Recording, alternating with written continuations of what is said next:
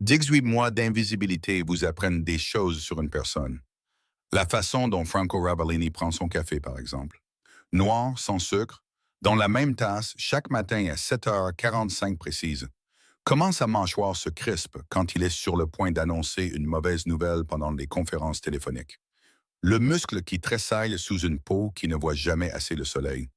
Le fait qu'il touche 2 fois son bouton de manchette gauche avant d'entrer en négociation.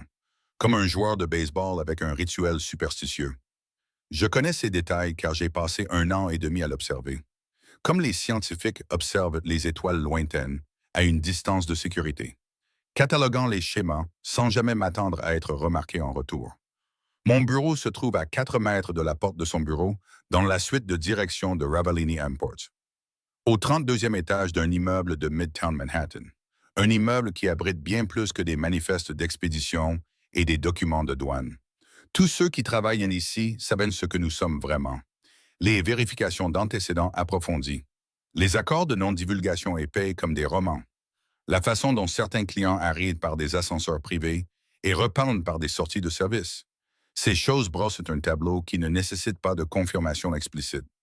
J'ai passé ma vérification d'antécédents il y a 18 mois.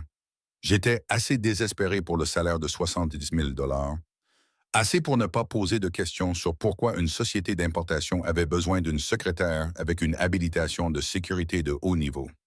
L'argent était indécent comparé à mon précédent emploi dans un cabinet d'avocats.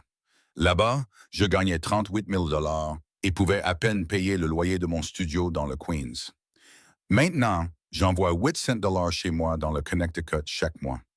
Ce n'est pas assez pour tout arranger. Rien ne pourrait arranger le fait que mon père, James Richardson, a perdu son poste de direction à 56 ans. Il a passé les 2 dernières années à sombrer dans une dépression si profonde que ma mère craint qu'il ne refasse jamais surface. Ça ne résout pas le problème de ma mère, Linda, qui fait des doubles gardes comme infirmière. Ses mains sont gercées et saignent à force de se laver constamment. Sa voix est fatiguée quand nous parlons les mardis soirs. Ça ne paye pas les 4 années d'université de ma sœur de 19 ans, Kayla, juste ses frais de scolarité et ses livres au Community College. Mais ça aide. C'est ce que je me dis quand je classe des documents que je ne suis pas censé comprendre. Quand je planifie des réunions dont je ne suis pas censé me souvenir. Quand je fais attention à ne pas remarquer la façon dont certains hommes arrivent au bureau de Franco avec une tension dans les épaules et repartent avec du sang sur les jointures, cachés sous des vestes de costumes coûteuses. Je me dis que l'argent aide, je garde la tête baissée et je reste invisible. Franco ne m'a jamais regardé directement. Pas une seule fois en 547 jours. Il donne ses instructions à un point situé à environ 15 centimètres à gauche de mon visage. Planifiez la réunion avec la famille Greco pour jeudi. Annulez mon rendez-vous de 3 heures. J'ai besoin des contrats Ferraro pour midi. Sa voix est toujours la même. Basse, contrôlée, avec la plus légère trace d'un accent italien qui ressort sur certaines voyelles. L'accent devient plus fort quand il est en colère. Je l'ai remarqué, bien que sa colère ne soit jamais dirigée contre moi. Comment le pourrait-elle? On ne peut pas être en colère contre un meuble. Le jeudi soir arrive avec ce genre de pluie de novembre qui semble personnelle, chaque goutte frappant les fenêtres comme une accusation. La plupart des employés sont partis à 6 heures, mais je suis toujours à mon bureau. J'organise les documents pour la réunion de demain. Franco est très exigeant avec sa paperasse. Tout est classé par ordre alphabétique, avec un code couleur et des onglets marquant les sections pertinentes. C'est un travail fastidieux, mais j'ai appris que l'attention aux détails fait la différence. La différence entre garder ce travail et devenir un problème. Les problèmes disparaissent dans le monde de Franco. Je n'ai jamais demandé où ils allaient. Je suis sur ma 3e pile de contrats quand l'ascenseur privé sonne. Je lève les yeux, m'attendant à voir Marco ou un autre agent de sécurité. Ceux qui tournent dans le bâtiment comme des fantômes en costume cher. À la place, Roberto Duca sort, secouant la pluie de ses cheveux sombres. L'eau goutte de sa veste en cuir sur le sol en marbre. Il ne prend pas la peine d'essuyer ses chaussures sur le paillasson. Il sourit, ce qui est son expression par défaut. Le genre de sourire qui plisse les coins de ses yeux et le fait paraître plus jeune que ses 32 ans. Emily, dit-il, et je suis si surprise d'entendre mon nom que je manque de laisser tomber le dossier que je tiens. En 18 mois, Franco n'a jamais utilisé mon nom. C'est toujours planifié ceci ou j'ai besoin de cela. Comme si j'étais un logiciel particulièrement efficace plutôt qu'un être humain. Monsieur Duca, je réponds en me reprenant vite. Monsieur Ravalini ne vous attend pas avant 7 heures. Roberto, me corrige-t-il en s'approchant de mon bureau, on se connaît depuis assez longtemps pour sauter des formalités, tu ne crois pas? Vraiment? Je l'ai vu peut-être une douzaine de fois. Toujours en passant. Toujours avec ce même sourire facile qui semble conçu pour mettre les gens à l'aise. C'est le plus vieil ami de Franco. Ça, je le sais. Des amis d'enfance du même quartier de Brooklyn, avant que le père de Franco ne bâtisse cet empire, et que Roberto ne devienne son capot le plus fidèle. Puis-je vous aider en attendant? Je demande, en gardant une voix professionnelle. Roberto s'appuie contre mon bureau, assez près pour que je sente son parfum. Quelque chose de boisé et de cher. J'avais une réunion qui s'est prolongée. Je me suis dit que je viendrais plus tôt plutôt que de faire attendre Franco. Il incline la tête, m'étudiant avec une intensité qui me donne la chair de poule. Vous travaillez souvent tard. Ce n'est pas une question, mais je réponds quand même. Monsieur Ravalini préfère que ses documents soient préparés la veille. Franco, dit Roberto, vous pouvez l'appeler Franco. On n'est pas si formel ici. Je ne le corrige pas. Je n'explique pas que Franco n'a jamais invité à une telle familiarité. À la place, je retourne mon attention sur les contrats. J'espère que Roberto comprendra l'allusion et attendra dans l'un des fauteuils en cuir près de l'ascenseur. Il ne le fait pas. Vous êtes ici depuis plus d'1 an maintenant, n'est-ce pas? Continue-t-il. Il prend une chaise et s'assoit à l'envers, les bras croisés sur le dossier. Comment vous plaisez-vous ici? La question est si inattendue que je le regarde vraiment. Vraiment le regarder. Des yeux bruns, un sourire facile. Le genre de beauté qui lui obtient probablement tout ce qu'il veut de la plupart des femmes. Il y a une cicatrice au-dessus de son sourcil gauche, à peine visible, et ses jointures sont légèrement enflées. Une violence récente, soigneusement dissimulée. C'est un bon travail, dis-je prudemment. C'est la non-réponse la plus diplomatique que j'ai entendue de toute la semaine. Il rit, un son sincère. Y allez, vous pouvez être honnête. Franco n'est pas exactement chaleureux et câlin. Quelque chose dans cette invitation à l'honnêteté, à une conversation décontractée avec quelqu'un qui me voit comme une personne plutôt qu'un équipement de bureau, fait baisser ma garde d'une fraction. Monsieur Ravalini est professionnel, je réponds. Le travail est stimulant. Le salaire est bon, mais je ne devrais pas répondre. Chaque instinct cultivé pendant 18 mois de prudente invisibilité me crie de changer de sujet, de dévier, de retourner à mon classement. Mais je suis fatigué. Fatigué d'être invisible. Fatigué du poids des attentes de ma famille. Fatigué de prétendre que je ne remarque pas le sang, les secrets et la danse prudente de la violence qui entoure cet endroit. Mais c'est solitaire, j'admets doucement. L'expression de Roberto s'adoucit. Ouais, je parie que ça l'est. Il fait une pause puis sourit à nouveau. Vous savez ce qui aide contre la solitude? Un dîner. Il y a ce super restaurant italien dans le village. Roberto. La voix tranche l'air comme une lame. Froide, contrôlée, dangereuse. Je me fige. Les contrats oubliés, alors que Franco Ravalini sort de son bureau. Je n'ai pas entendu la porte s'ouvrir. Je n'ai pas senti sa présence. Il se déplace comme de la fumée quand il le veut. Silencieux et létal. Il est habillé comme toujours d'un costume anthracite qui a probablement coûté plus que mon loyer mensuel.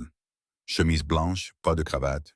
Ses cheveux noirs sont coiffés en arrière, révélant des traits qui seraient beaux s'ils n'étaient pas si intimidants.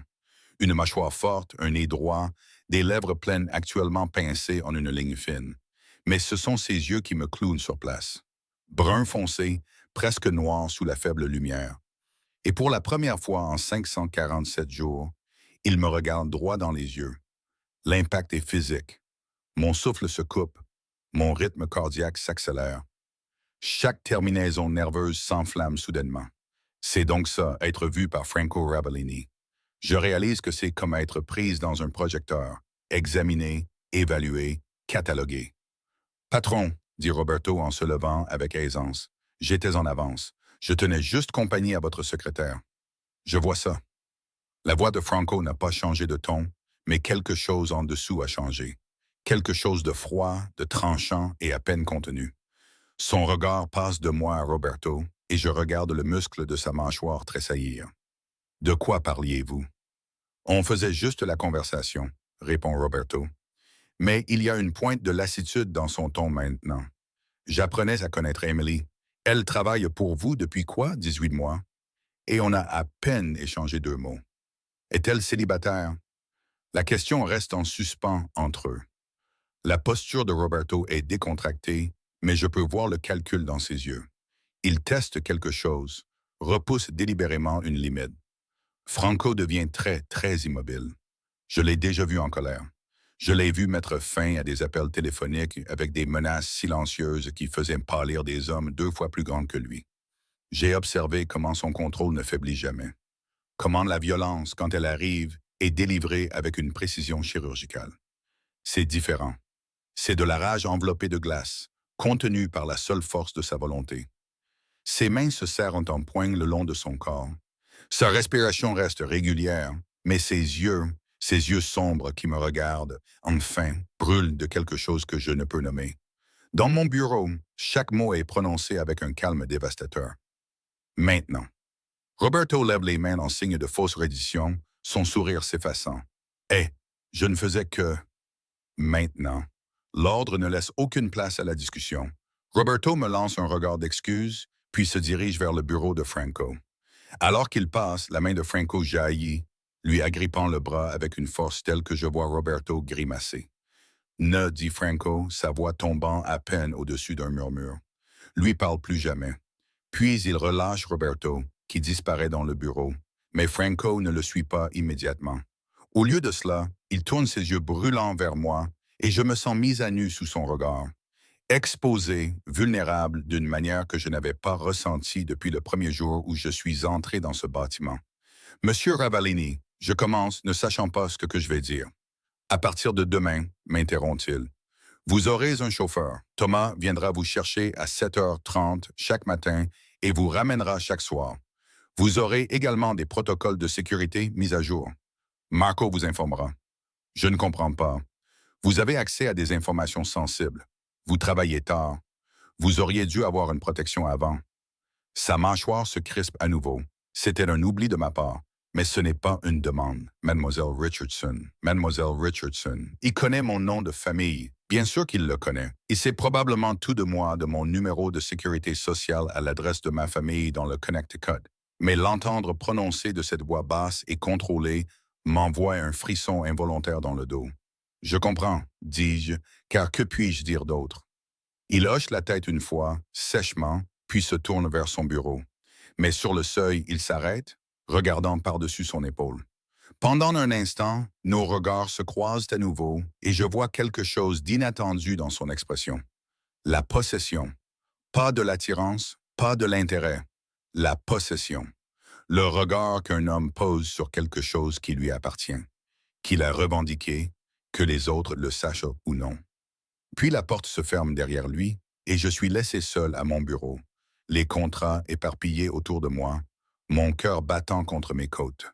À travers l'épaisse porte du bureau, j'entends des voix s'élever, celle de Roberto, apaisante et confuse, celle de Franco, basse, létale et finale. La conversation dure exactement 90 secondes. Puis Roberto sort, son sourire facile complètement disparu, remplacé par quelque chose qui ressemble à la de la peur authentique. Il ne me regarde pas en se dirigeant vers l'ascenseur. Ne dit pas au revoir. Il part simplement avec le genre de hâte qui suggère que l'instinct de survie l'emporte sur la fierté. J'attends que Franco sorte, qu'il donne plus d'instructions, qu'il explique ce qui vient de se passer. Il ne le fait pas. Je reste assise à mon bureau pendant une autre heure, terminant le classement avec des mains tremblantes, hyper consciente de la porte fermée et de l'homme derrière elle qui enfin me voit. Quand je pars à 8h30, mon téléphone vibre avec un message d'un numéro inconnu. C'est Thomas. Je serai votre chauffeur à partir de demain. Prise en charge à 7h30 à votre adresse. Monsieur Ravalini m'a informé de vos besoins en matière de sécurité. Je fixe le message un long moment, puis l'immeuble de bureau derrière moi. Quelque part au 32e étage, Franco Ravalini est assis dans son bureau, faisant ce qu'il fait quand le reste du monde ne regarde pas. Et apparemment, il pense à mes besoins en matière de sécurité. La pluie s'est transformée en bruine, recouvrant tout d'une fine brume qui attrape les lumières de la rue comme des diamants éparpillés. Je resserre ma veste et commence à marcher vers le métro, sachant, même en le faisant, que demain, cette marche sera la dernière que je ferai seul. Quoi qu'il se soit passé dans ce bureau, quoi que la question de Roberto ait déclenché, quoi que la réaction explosive de Franco ait signifié, quelque chose de fondamental a changé. Après 18 mois d'invisibilité, Franco Rabellini me voit maintenant. Je ne suis juste pas sûr si c'est une bénédiction ou une malédiction. Thomas arrive à 7h28 le vendredi matin, 2 minutes en avance. Il conduit une berline noire, belle sans être ostentatoire. Il a la quarantaine, bâti comme quelqu'un qui a passé du temps dans l'armée, avec des tempes grisonnantes et des yeux qui scrutent constamment la rue, même en me tenant la portière. Mademoiselle Richardson, dit-il, sa voix neutre et professionnelle, je m'occuperai de votre transport à partir de maintenant. Je glisse sur la banquette arrière, le cuir sentant encore le produit de nettoyage coûteux qu'ils utilisent. J'essaie de ne pas sentir que j'ai franchi une ligne invisible. Hier, je prenais le métro. Aujourd'hui, j'ai un chauffeur. Le changement semble monumental, comme passer d'un monde à un autre sans avertissement. Vous pouvez m'appeler Emily, je propose, en regardant le Queens défiler derrière les vitres teintées. Mademoiselle Richardson, c'est bien, répond Thomas, ses yeux croisant brièvement les miens dans le rétroviseur. Monsieur Rabellini préfère que nous maintenions certains protocoles. Bien sûr qu'il le préfère. Les 10 jours qui suivent sont des exercices de désorientation. Franco ne se contente pas de me voir maintenant. Il remarque tout. Lundi, il sort de son bureau à 11h30 et s'arrête près de mon bureau. Vous n'avez pas mangé, dit-il, ne me regardant pas directement, mais clairement conscient de l'espace vide où mon déjeuner devrait être. J'ai apporté un yaourt, je réponds, en désignant le petit pot à côté de mon clavier. Je le mangerai plus tard. Ce n'est pas un déjeuner. Il sort son téléphone, tape quelque chose rapidement. Marco apporte de la nourriture du restaurant italien de la 47e rue. Vous avez besoin d'une nutrition adéquate si vous travaillez pendant le déjeuner. Avant que je puisse argumenter que je n'ai rien demandé, qu'un yaourt m'a suffi pendant d'innombrables journées de travail.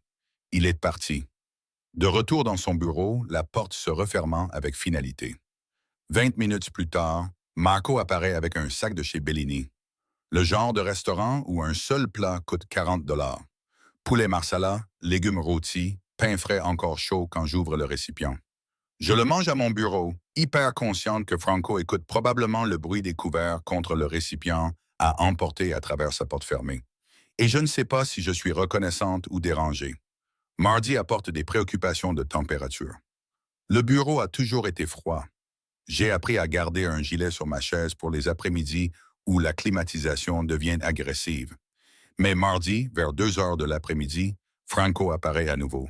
« Fait-il froid ici ?» demande-t-il.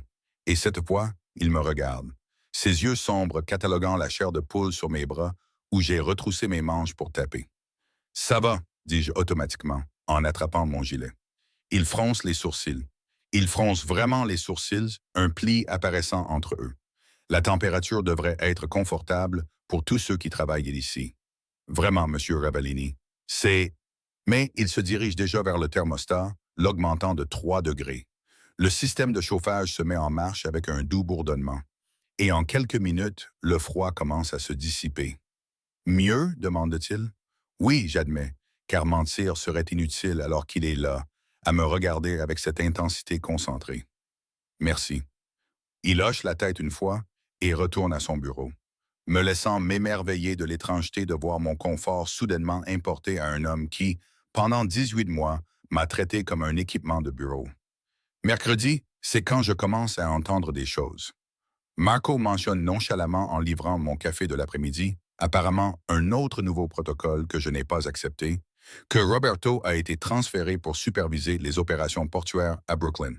Temporairement, ajoute Marco, bien que son ton suggère le contraire. Monsieur Rabellini pensait que ses compétences seraient mieux utilisées là-bas. Je ne demande pas ce qui s'est réellement passé. Je n'en ai pas besoin. Roberto a flirté avec moi jeudi soir.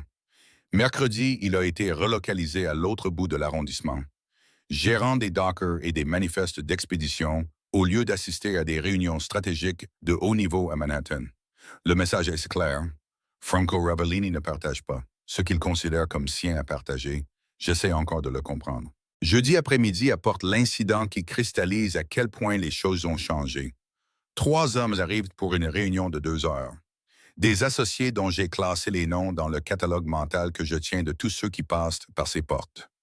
Vincent Caruso, Anthony Greco et Paul Ferraro. Des opérateurs de niveau intermédiaire. Le genre qui fait le vrai travail pendant que des gens comme Franco prennent les décisions. J'ai déjà interagi avec eux, toujours avec la même distance professionnelle. Ils m'ignorent. Je les ignore. Nous maintenons la fiction confortable que je suis trop insignifiante pour être remarquée. Aujourd'hui, c'est différent. Ils sont en avance, arrivant à 1h50 et s'installant dans les fauteuils en cuir près de l'ascenseur pour attendre. Je continue de travailler, mettant à jour les registres de présence pour la plus grande réunion de vendredi quand Vincent lance « Hey, ma belle, tu crois que tu pourrais nous prendre du café ?» Je lève les yeux, surprise par cette présomption désinvolte. En 18 mois, personne ne m'a appelé ma belle. Il y a une station de café juste là, je réponds, en désignant l'installation contre le mur du fond. Machine à expresso chère, sélection de dosettes, crème et sucre bien rangés sur un plateau. Ouais, mais c'est pour ça que tu es là, non? Vincent sourit, l'expression plus lubrique que souriante. La secrétaire apporte le café. C'est comme ça que ça marche. Quelque chose de désagréable se noue dans mon estomac. Je suis sur le point de répondre poliment, professionnellement, mais fermement quand la porte du bureau de Franco s'ouvre. Il ne dit rien au début, il reste juste là, une main encore sur la poignée de la porte. Son expression est absolument glaciale alors qu'il regarde Vincent. La température dans la pièce chute de 10 degrés.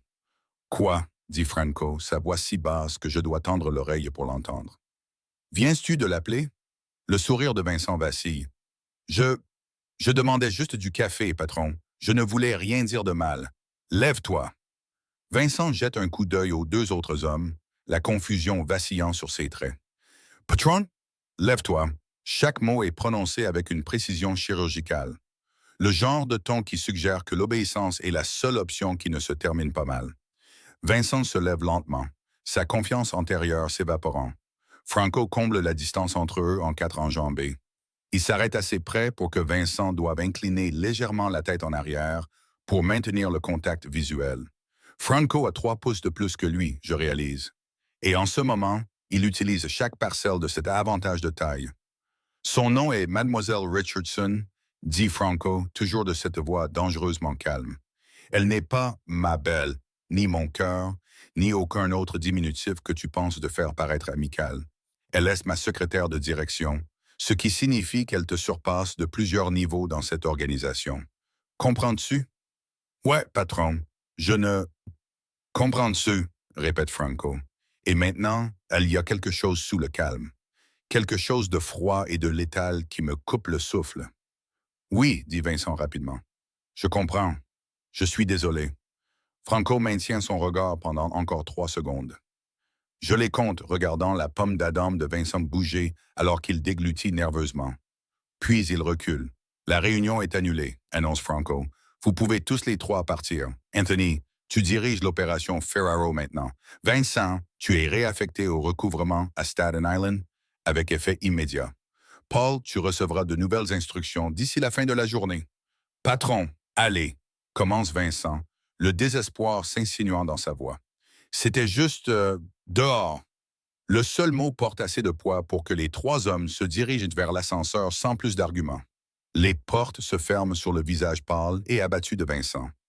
Le silence s'installe dans le bureau comme une chute de neige. Je suis assise, figée à mon bureau, le contrat oublié. J'essaie de comprendre ce qui vient de se passer. Franco a rétrogradé un homme, peut-être mis fin à sa carrière, parce qu'il m'a appelé ma belle. Franco se tourne vers moi et le masque froid se fissure légèrement. « Je m'excuse, dit-il. Cela n'aurait jamais dû arriver. Vous méritez le respect. Vous l'avez toujours mérité. » Il passe une main dans ses cheveux, un geste de frustration que je ne lui avais jamais vu faire auparavant. C'était mon échec de ne pas l'avoir clairement indiqué dès le début. Le poids de son attention est presque physique. Je me sens cloué par elle, examiné, et quelque chose dans son expression fait accélérer mon pouls. Pas de la peur exactement, mais une conscience. Le genre de conscience qui vient d'être vraiment vue par quelqu'un pour la première fois. Merci, je parviens enfin à dire, les mots inadéquats pour la complexité de ce que je ressens. Il hoche la tête une fois, puis retourne à son bureau, me laissant seul avec mes pensées qui s'emballent. Ce soir-là, Thomas me ramène à la maison dans un silence pensif. Je regarde les lumières de la ville se brouiller derrière la vitre et j'essaie de donner un sens aux 10 derniers jours. J'essaie de comprendre ce que cela signifie que Franco Ravallini a décidé que j'avais de l'importance. Vendredi arrive avec ses propres étrangetés. Le bureau semble différent. Tous ceux qui passent sont plus prudents avec moi, plus respectueux. La nouvelle de ce qui est arrivé à Vincent s'est répandue. La ligne invisible qui me séparait de l'organisation a été effacée, remplacée par quelque chose que je ne comprends pas encore tout à fait. À 7 heures, alors que j'organise les derniers dossiers pour lundi, Franco sort de son bureau. Il a enlevé sa veste de costume, retroussé ses manches jusqu'au coude, et pour la première fois, je remarque le tatouage sur son avant-bras gauche. Des mots italiens que je ne peux pas tout à fait lire de cette distance. Vous êtes encore là, observe-t-il. Je finis juste, je réponds, en cliquant sur enregistrer sur la feuille de calcul. Il est tard. Il fait une pause, semblant peser quelque chose intérieurement. Vous devriez manger. Je devrais manger. Nous irons ensemble. Ce n'est pas formulé comme une question, mais il y a quelque chose dans sa posture. Une légère tension dans ses épaules, peut-être, qui suggère que je pourrais refuser si je le voulais. Le problème, c'est que je n'en ai pas envie. Où? Je demande, en fermant mon ordinateur portable. Un restaurant italien que je connais. Bonne nourriture, calme. On pourra parler. Pour parler de quoi? Pour la première fois depuis que tout cela a commencé, l'expression de Franco se transforme en quelque chose qui pourrait être de l'amusement. Vous travaillez pour moi depuis 18 mois. Je ne sais rien de vous, sauf ce qui apparaît dans les vérifications d'antécédents.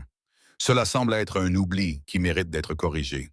Et si je préférais garder ma vie privée, alors vous me le dites. Et nous aurons un dîner court ne discutant de rien de plus intéressant que la météo de demain. Il incline légèrement la tête. Mais je ne pense pas que ce soit ce que vous voulez. Il a raison, ce qui me dérange plus que l'invitation elle-même. J'ai passé 10 jours à le regarder, me remarquer, me protéger, s'immiscer dans ma vie par des ajustements de température, des commandes de déjeuner et des rétrogradations faites en mon nom. Une partie de moi veut des réponses. Qu'est-ce qui a changé? Pourquoi maintenant? Que veut-il de moi? Mais une autre partie, la partie qui a été invisible si longtemps qu'elle a oublié ce que c'était d'être vue, veut juste continuer à être remarquée. D'accord, dis-je, me surprenant par la simplicité de mon accord. Dîner, bien. Franco sort son téléphone, tape quelque chose rapidement. Thomas nous conduira dans 20 minutes. Je rassemble mes affaires lentement, le regardant du coin de l'œil alors qu'il retourne à son bureau pour prendre sa veste.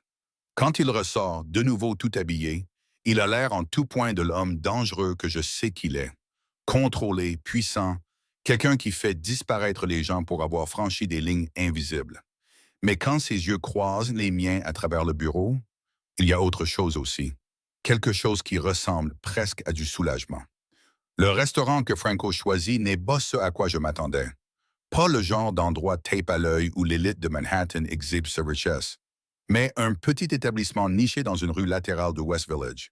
Le genre d'endroit devant lequel on passerait sans le remarquer, à moins de savoir chercher la porte sans enseigne entre une librairie et une boutique de vêtements vintage.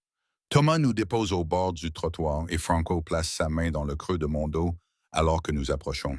Sans pousser, juste pour guider. Le contact est léger, à peine là, mais il envoie néanmoins de l'électricité le long de ma colonne vertébrale. À l'intérieur, l'espace est intime. Peut-être 15 salles, la moitié d'entre elles vides bien que ce soit un vendredi soir. Des murs en briques apparentes, la lumière des bougies se reflétant sur les bouteilles de vin disposées sur des étagères en bois. L'odeur d'ail et de basilic frais est lourde dans l'air. Un homme plus âgé sort de la cuisine, son visage s'illuminant d'un sourire sincère quand il voit Franco. Franco, dit-il, le serrant dans une étreinte que Franco lui rend avec une chaleur surprenante. Ils échangent rapidement en italien, trop vite pour que je puisse saisir plus de quelques mots. Puis l'homme se tourne vers moi avec des yeux curieux. « Et qui est cette belle jeune femme ?» demande-t-il dans un anglais accentué. « Emily Richardson » répond Franco avant que je puisse me présenter. « Emily, voici Giovanni Rossetti. Il est propriétaire de cet endroit depuis 30 ans. 32, corrige Giovanni, en prenant ma main et en la baisant avec un charme d'antan. Bienvenue, mademoiselle Richardson. Tout ami de Franco et de la famille ici. Il nous conduit à une table d'angle, l'endroit le plus privé du restaurant, où nous sommes partiellement cachés par un paravent décoratif. Franco tient ma chaise, un autre geste qui me prend au dépourvu avant de s'installer en face de moi. Du vin? Demande Giovanni, sans se soucier des menus. Le bon? Dit Franco. Nous prendrons ce que tu prépares ce soir. Giovanni hoche la tête avec approbation et disparaît, nous laissant seuls avec la bougie vacillante entre nous. Vous ne regardez même pas les menus? Je demande, essayant de trouver un terrain solide dans cette situation de plus en plus surréaliste. Giovanni sait ce que j'aime, et il ne m'a jamais déçu. Franco se penche en arrière sur sa chaise, m'étudiant avec cette intensité qui m'est devenue familière au cours des 10 derniers jours. Vous êtes mal à l'aise. Ce n'est pas une question, mais je réponds quand même. C'est étrange. Il y a 2 semaines, vous ne saviez pas que j'existais. Maintenant, nous dînons ensemble. J'ai toujours su que vous existiez, Emily. L'utilisation de mon prénom m'envoie une autre secousse. Il ne l'avait jamais utilisé auparavant. Toujours Mademoiselle Richardson de cette manière formelle qui maintenait la distance. Vous avez une drôle de façon de le montrer, dis-je. 18 mois à me regarder comme si j'étais en verre. Quelque chose vacille sur son visage. Du regret peut-être, ou une reconnaissance. J'avais des raisons. Comme Giovanni revient avec le vin, versant de généreux verres pour nous deux avant de se retirer à nouveau. Franco prend une gorgée, choisissant ses mots avec soin. Ce monde dans lequel j'opère, commence-t-il lentement, il exige certaines limites. Les gens proches de moi deviennent des cibles, des leviers que les ennemis peuvent utiliser. Pendant 18 mois, je vous ai gardé à distance parce que la distance signifiait la sécurité. Qu'est-ce qui a changé?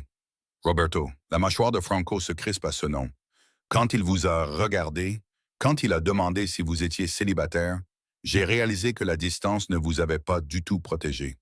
Vous aviez été vulnérable tout ce temps et j'avais été trop concentré sur le maintien des limites pour le remarquer.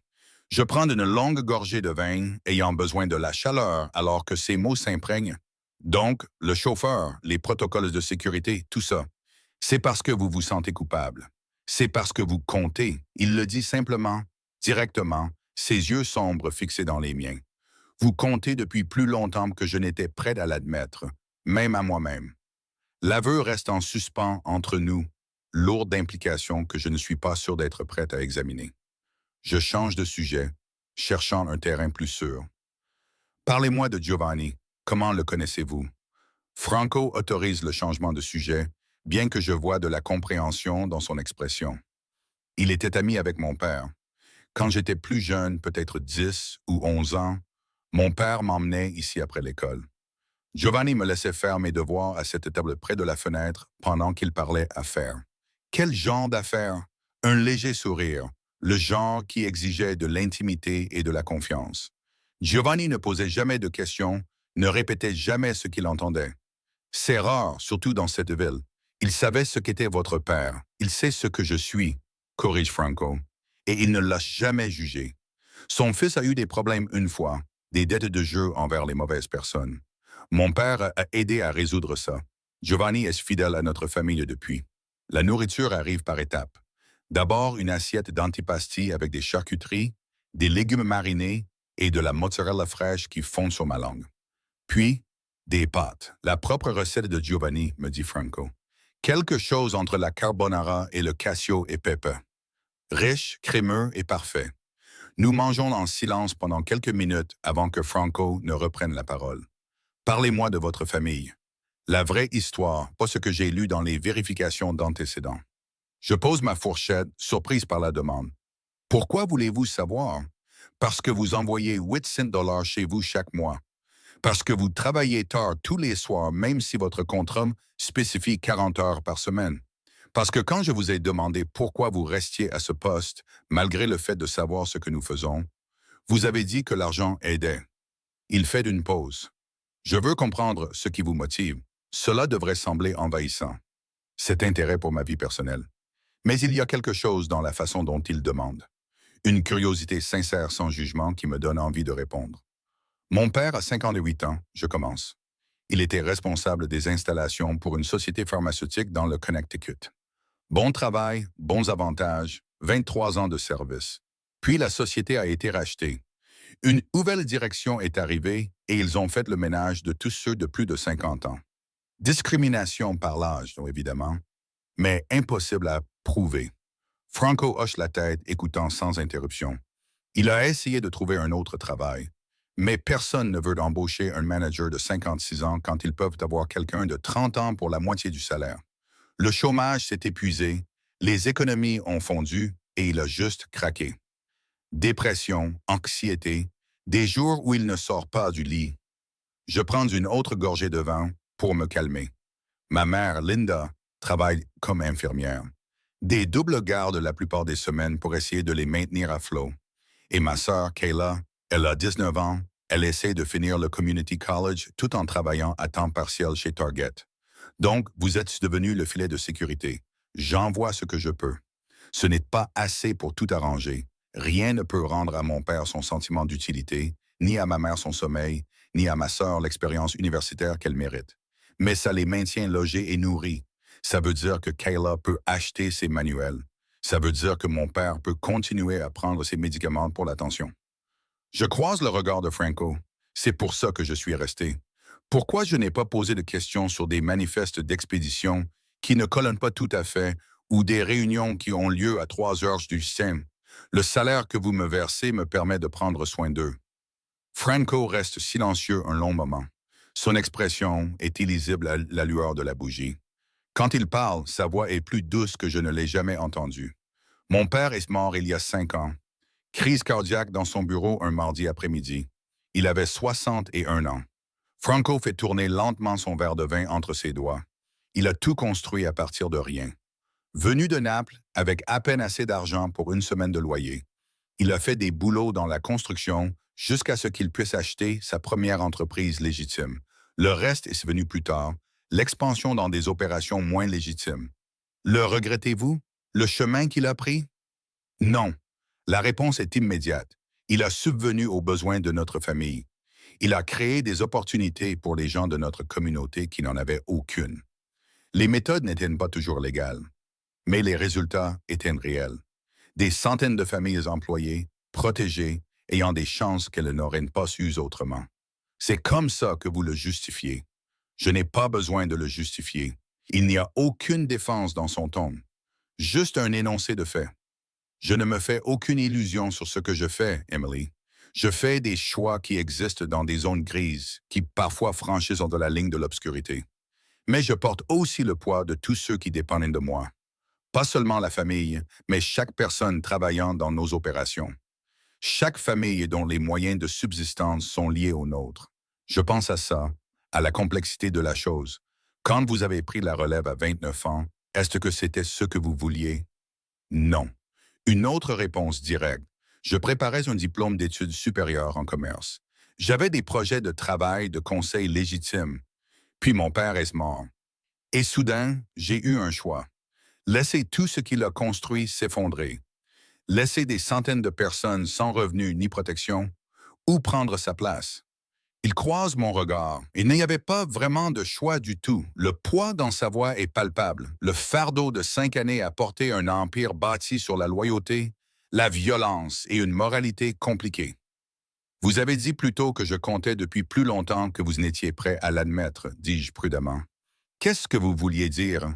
Franco pose son verre de vin avec un soin délibéré. Je vous ai remarqué 3 mois après votre arrivée. La façon dont vous organisiez les dossiers par date et par pertinence, pas seulement l'un ou l'autre. Comment vous aviez toujours le café prêt avant que je ne le demande.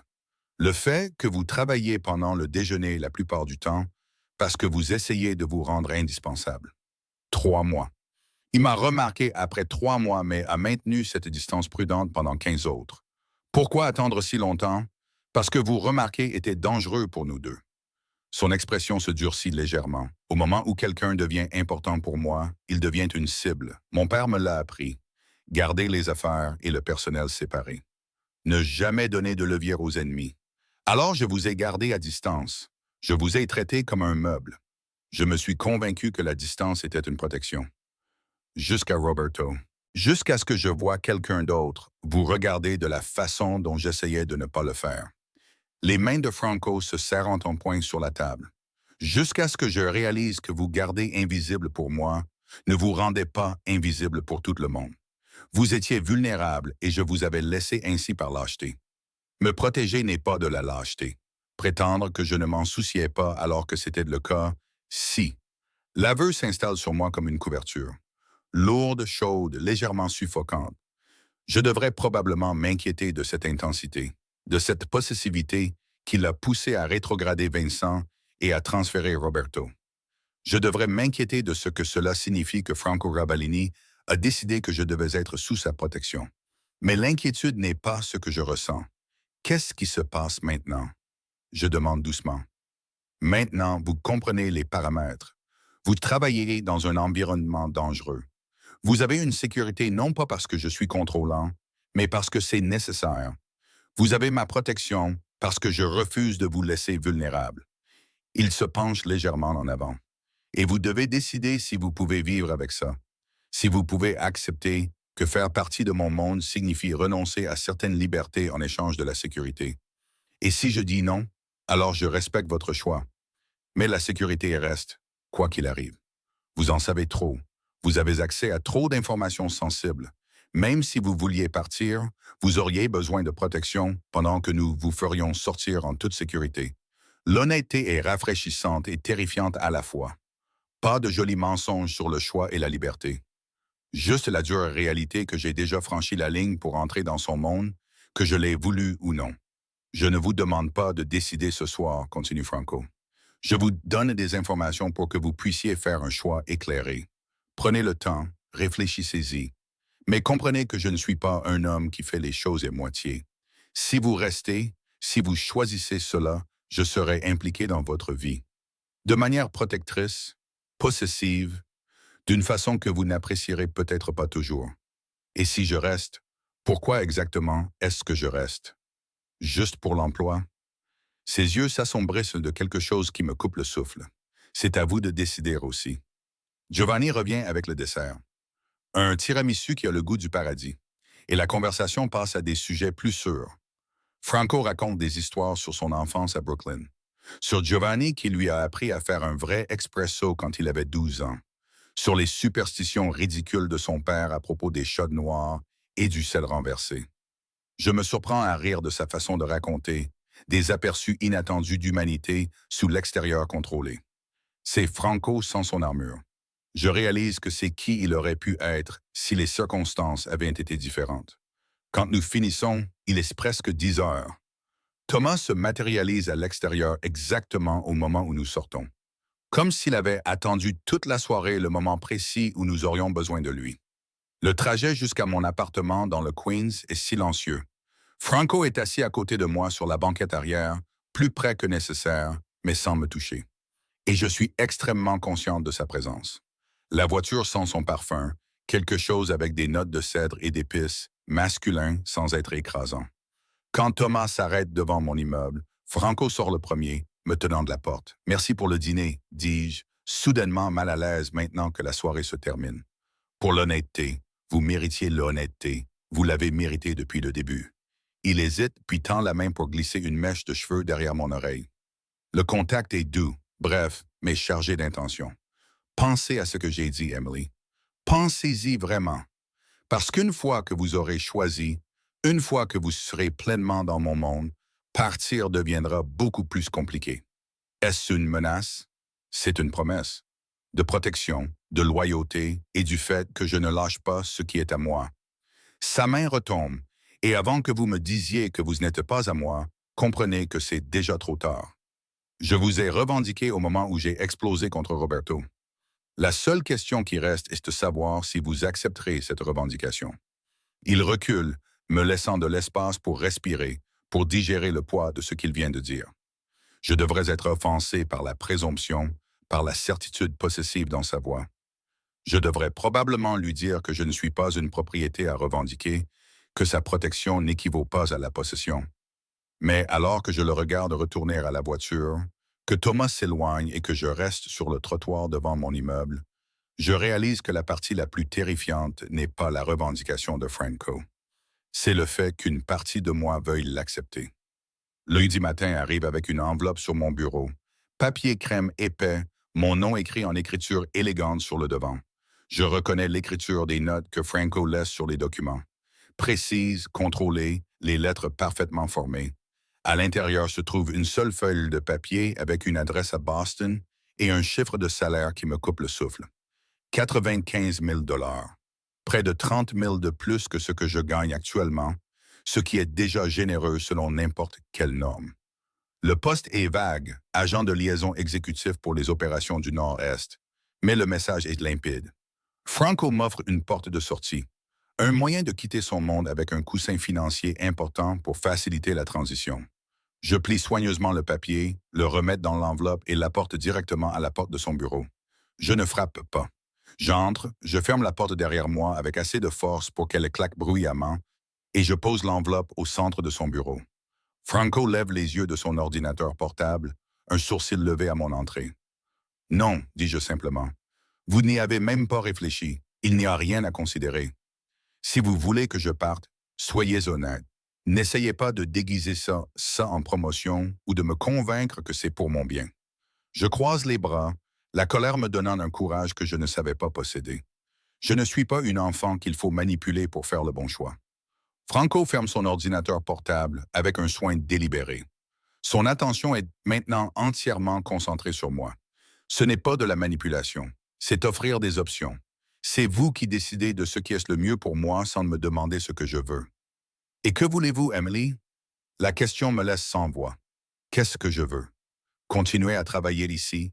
Continuer à envoyer de l'argent à ma famille? Continuer à exister dans cette étrange nouvelle dynamique où Franco Ravallini me voit vraiment?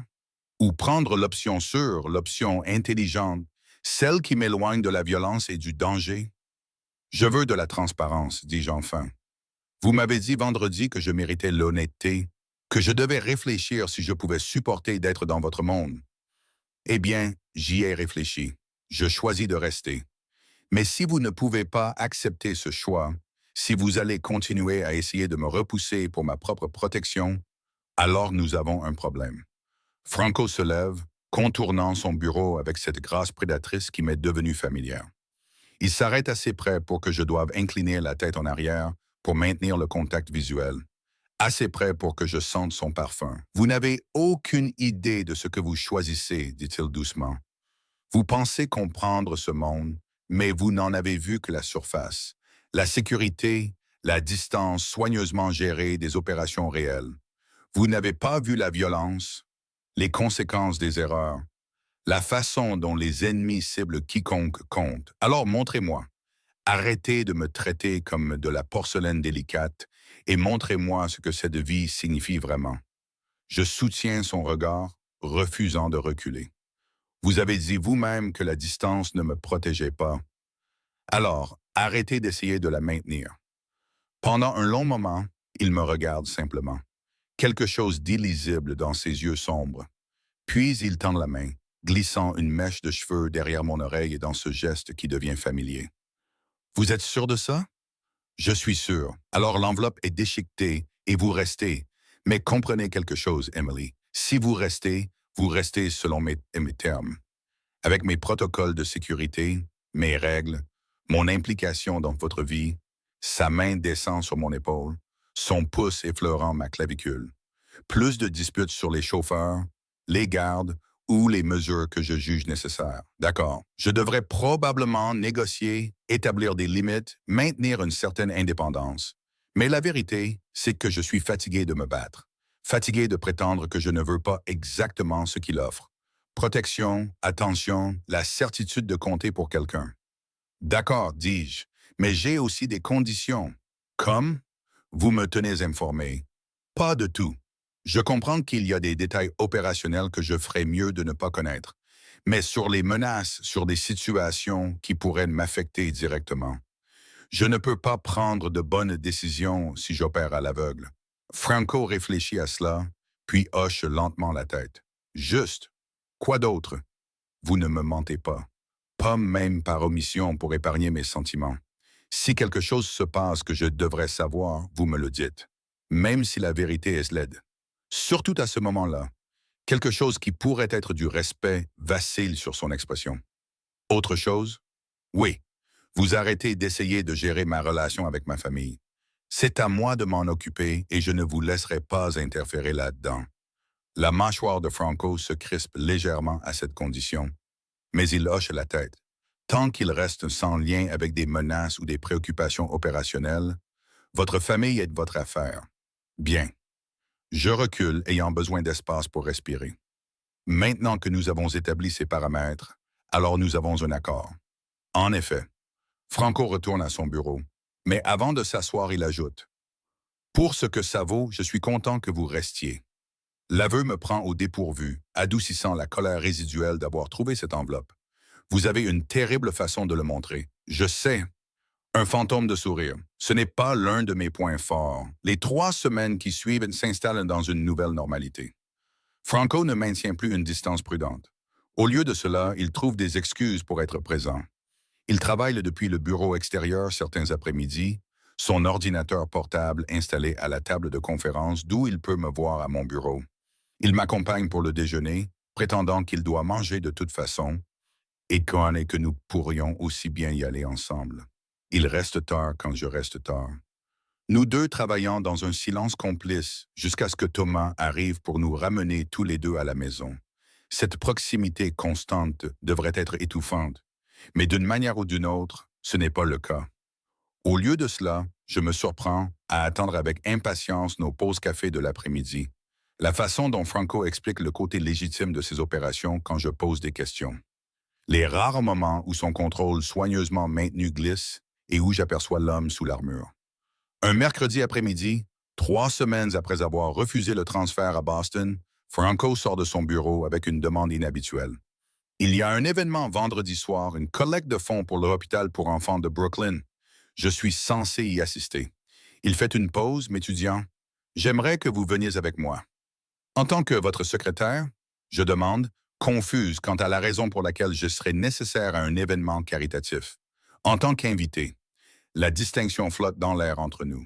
Invité, pas employé. Il ne s'agit pas de prendre des notes ou de gérer des emplois du temps. C'est tout autre chose. Pourquoi? Parce que ces événements sont fastidieux et que votre compagnie les rendrait moins pénibles. Parce que j'assiste à des dizaines de ces fonctions par an et que je préférerais, pour une fois, avoir quelqu'un avec qui j'ai vraiment envie de parler. Il se rapproche. Et parce que les gens ont besoin de vous voir avec moi. Ils ont besoin de comprendre que vous êtes sous ma protection. Me rendre visible à votre monde. Rendre la protection officielle. L'expression de Franco est sérieuse. En ce moment, seul mon cercle restreint sait que vous comptez. Cela élargirait considérablement ce cercle. Quiconque pourrait envisager de vous cibler saurait que cela signifie la guerre avec moi. C'est une démonstration de force. Je réalise que c'est une revendication publique qui ne laisse aucune place à une mauvaise interprétation. Mais c'est aussi une invitation dans sa vie au-delà des murs de ce bureau. Un signal que je ne suis plus seulement une employée. Quel est le code vestimentaire? Je demande au lieu d'analyser les implications. Un soulagement vacille sur son visage. Tenue de soirée. Je ferai envoyer quelque chose à votre appartement. Franco, avant que vous n'argumentiez, comprenez que ce n'est pas une question de contrôle ou de gestion de vos choix. C'est une question de praticité. La robe doit correspondre au niveau de l'événement. Et je sais que vous n'avez pas de tenue de soirée appropriée pour une collecte de fonds à 1 000 $ par couvert. Il lève une main quand je commence à protester. Considérez cela comme une dépense professionnelle. Vous y assistez dans le cadre de votre rôle de soutien. La logique est solide, même si cela me met mal à l'aise d'accepter un cadeau aussi cher. D'accord, mais rien de trop révélateur ou tape à l'œil. Je m'assurerai que c'est approprié. Une pointe d'amusement entre dans sa voix. Bien que je doive demander, faites-vous confiance à mon goût? Je suis sûr que vous ne me ferez pas paraître ridicule. Un grand compliment, dit-il sèchement, mais j'attrape le sourire avant qu'il ne retourne à son bureau. Vendredi arrive plus vite que je ne l'attends. La robe est livrée jeudi soir. Une robe longue vers émeraude profonde qui fait ressortir mes yeux. Élégante sans être provocante, avec un décolleté modeste et un dos qui plonge juste assez bas pour être intéressant. Le tissu est une sorte de soie qui coule comme de l'eau. Et quand je l'essaye dans mon appartement, Je reconnais à peine mon reflet. Thomas vient de me chercher à 6h30 et au lieu de nous conduire au bureau de Franco, nous nous dirigeons vers sa maison de ville à Brooklyn Heights. Un quartier que je n'ai jamais visité mais que je sais coûter des millions juste pour posséder une propriété modeste. La maison de ville est exactement ce à quoi je m'attendais. Élégante, sobre, chère sans être ostentatoire. Marco m'accueille à la porte, son expression habituellement intimidante s'adoucissant légèrement quand il me voit. Mademoiselle Richardson, Monsieur Ravellini vous attend dans le bureau. Je le suis dans un couloir bordé de photos de famille, des versions plus jeunes de Franco avec un homme plus âgé qui doit être son père, des photos panoramiques de ce qui ressemble à Naples, quelques portraits officiels. Le bureau est tout en bois sombre et en cuir, des livres tapissant les étagères du sol au plafond. Un bureau massif positionné face à des fenêtres donnant sur un petit jardin. Franco se tient dos à moi, ajustant ses boutons de manchette, vêtu d'un smoking qui lui va parfaitement. Quand il se retourne, je vois la même surprise dans son expression que celle que j'ai ressentie en me regardant dans mon miroir plus tôt. « Tu es magnifique », dit-il simplement, sans artifice ni exagération, juste un énoncé de fait. « La robe aide », je réponds, soudainement gêné sous son regard.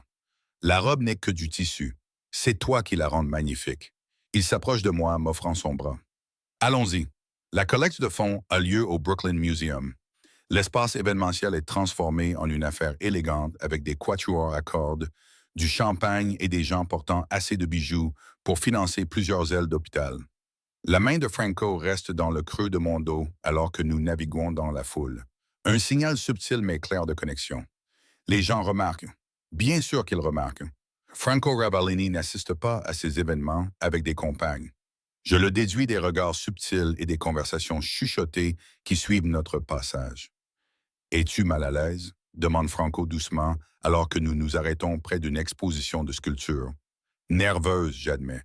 Tout le monde nous regarde. « Te regarde, corrige-t-il. Ils essaient de comprendre qui tu es, pourquoi tu es avec moi. » Sa main appuie légèrement contre mon dos, me rassurant. « Laisse-les se demander. » Nous sommes approchés par une succession de personnes. Des hommes d'affaires que Franco connaît de ses entreprises légitimes. Des politiciens dont il a financé les campagnes.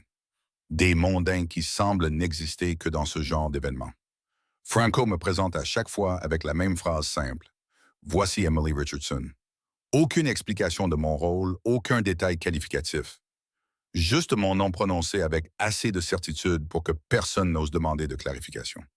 Vers 8 heures, nous sommes approchés par un homme d'une 50aine d'années, avec des cheveux argentés et un sourire qui n'atteint pas ses yeux calculateurs. « Franco, content de te voir, » dit-il en tendant la main. « Et qui est cette charmante jeune femme? »« Emily Richardson, » répond Franco, son ton plus froid qu'il ne l'a été de toute la soirée.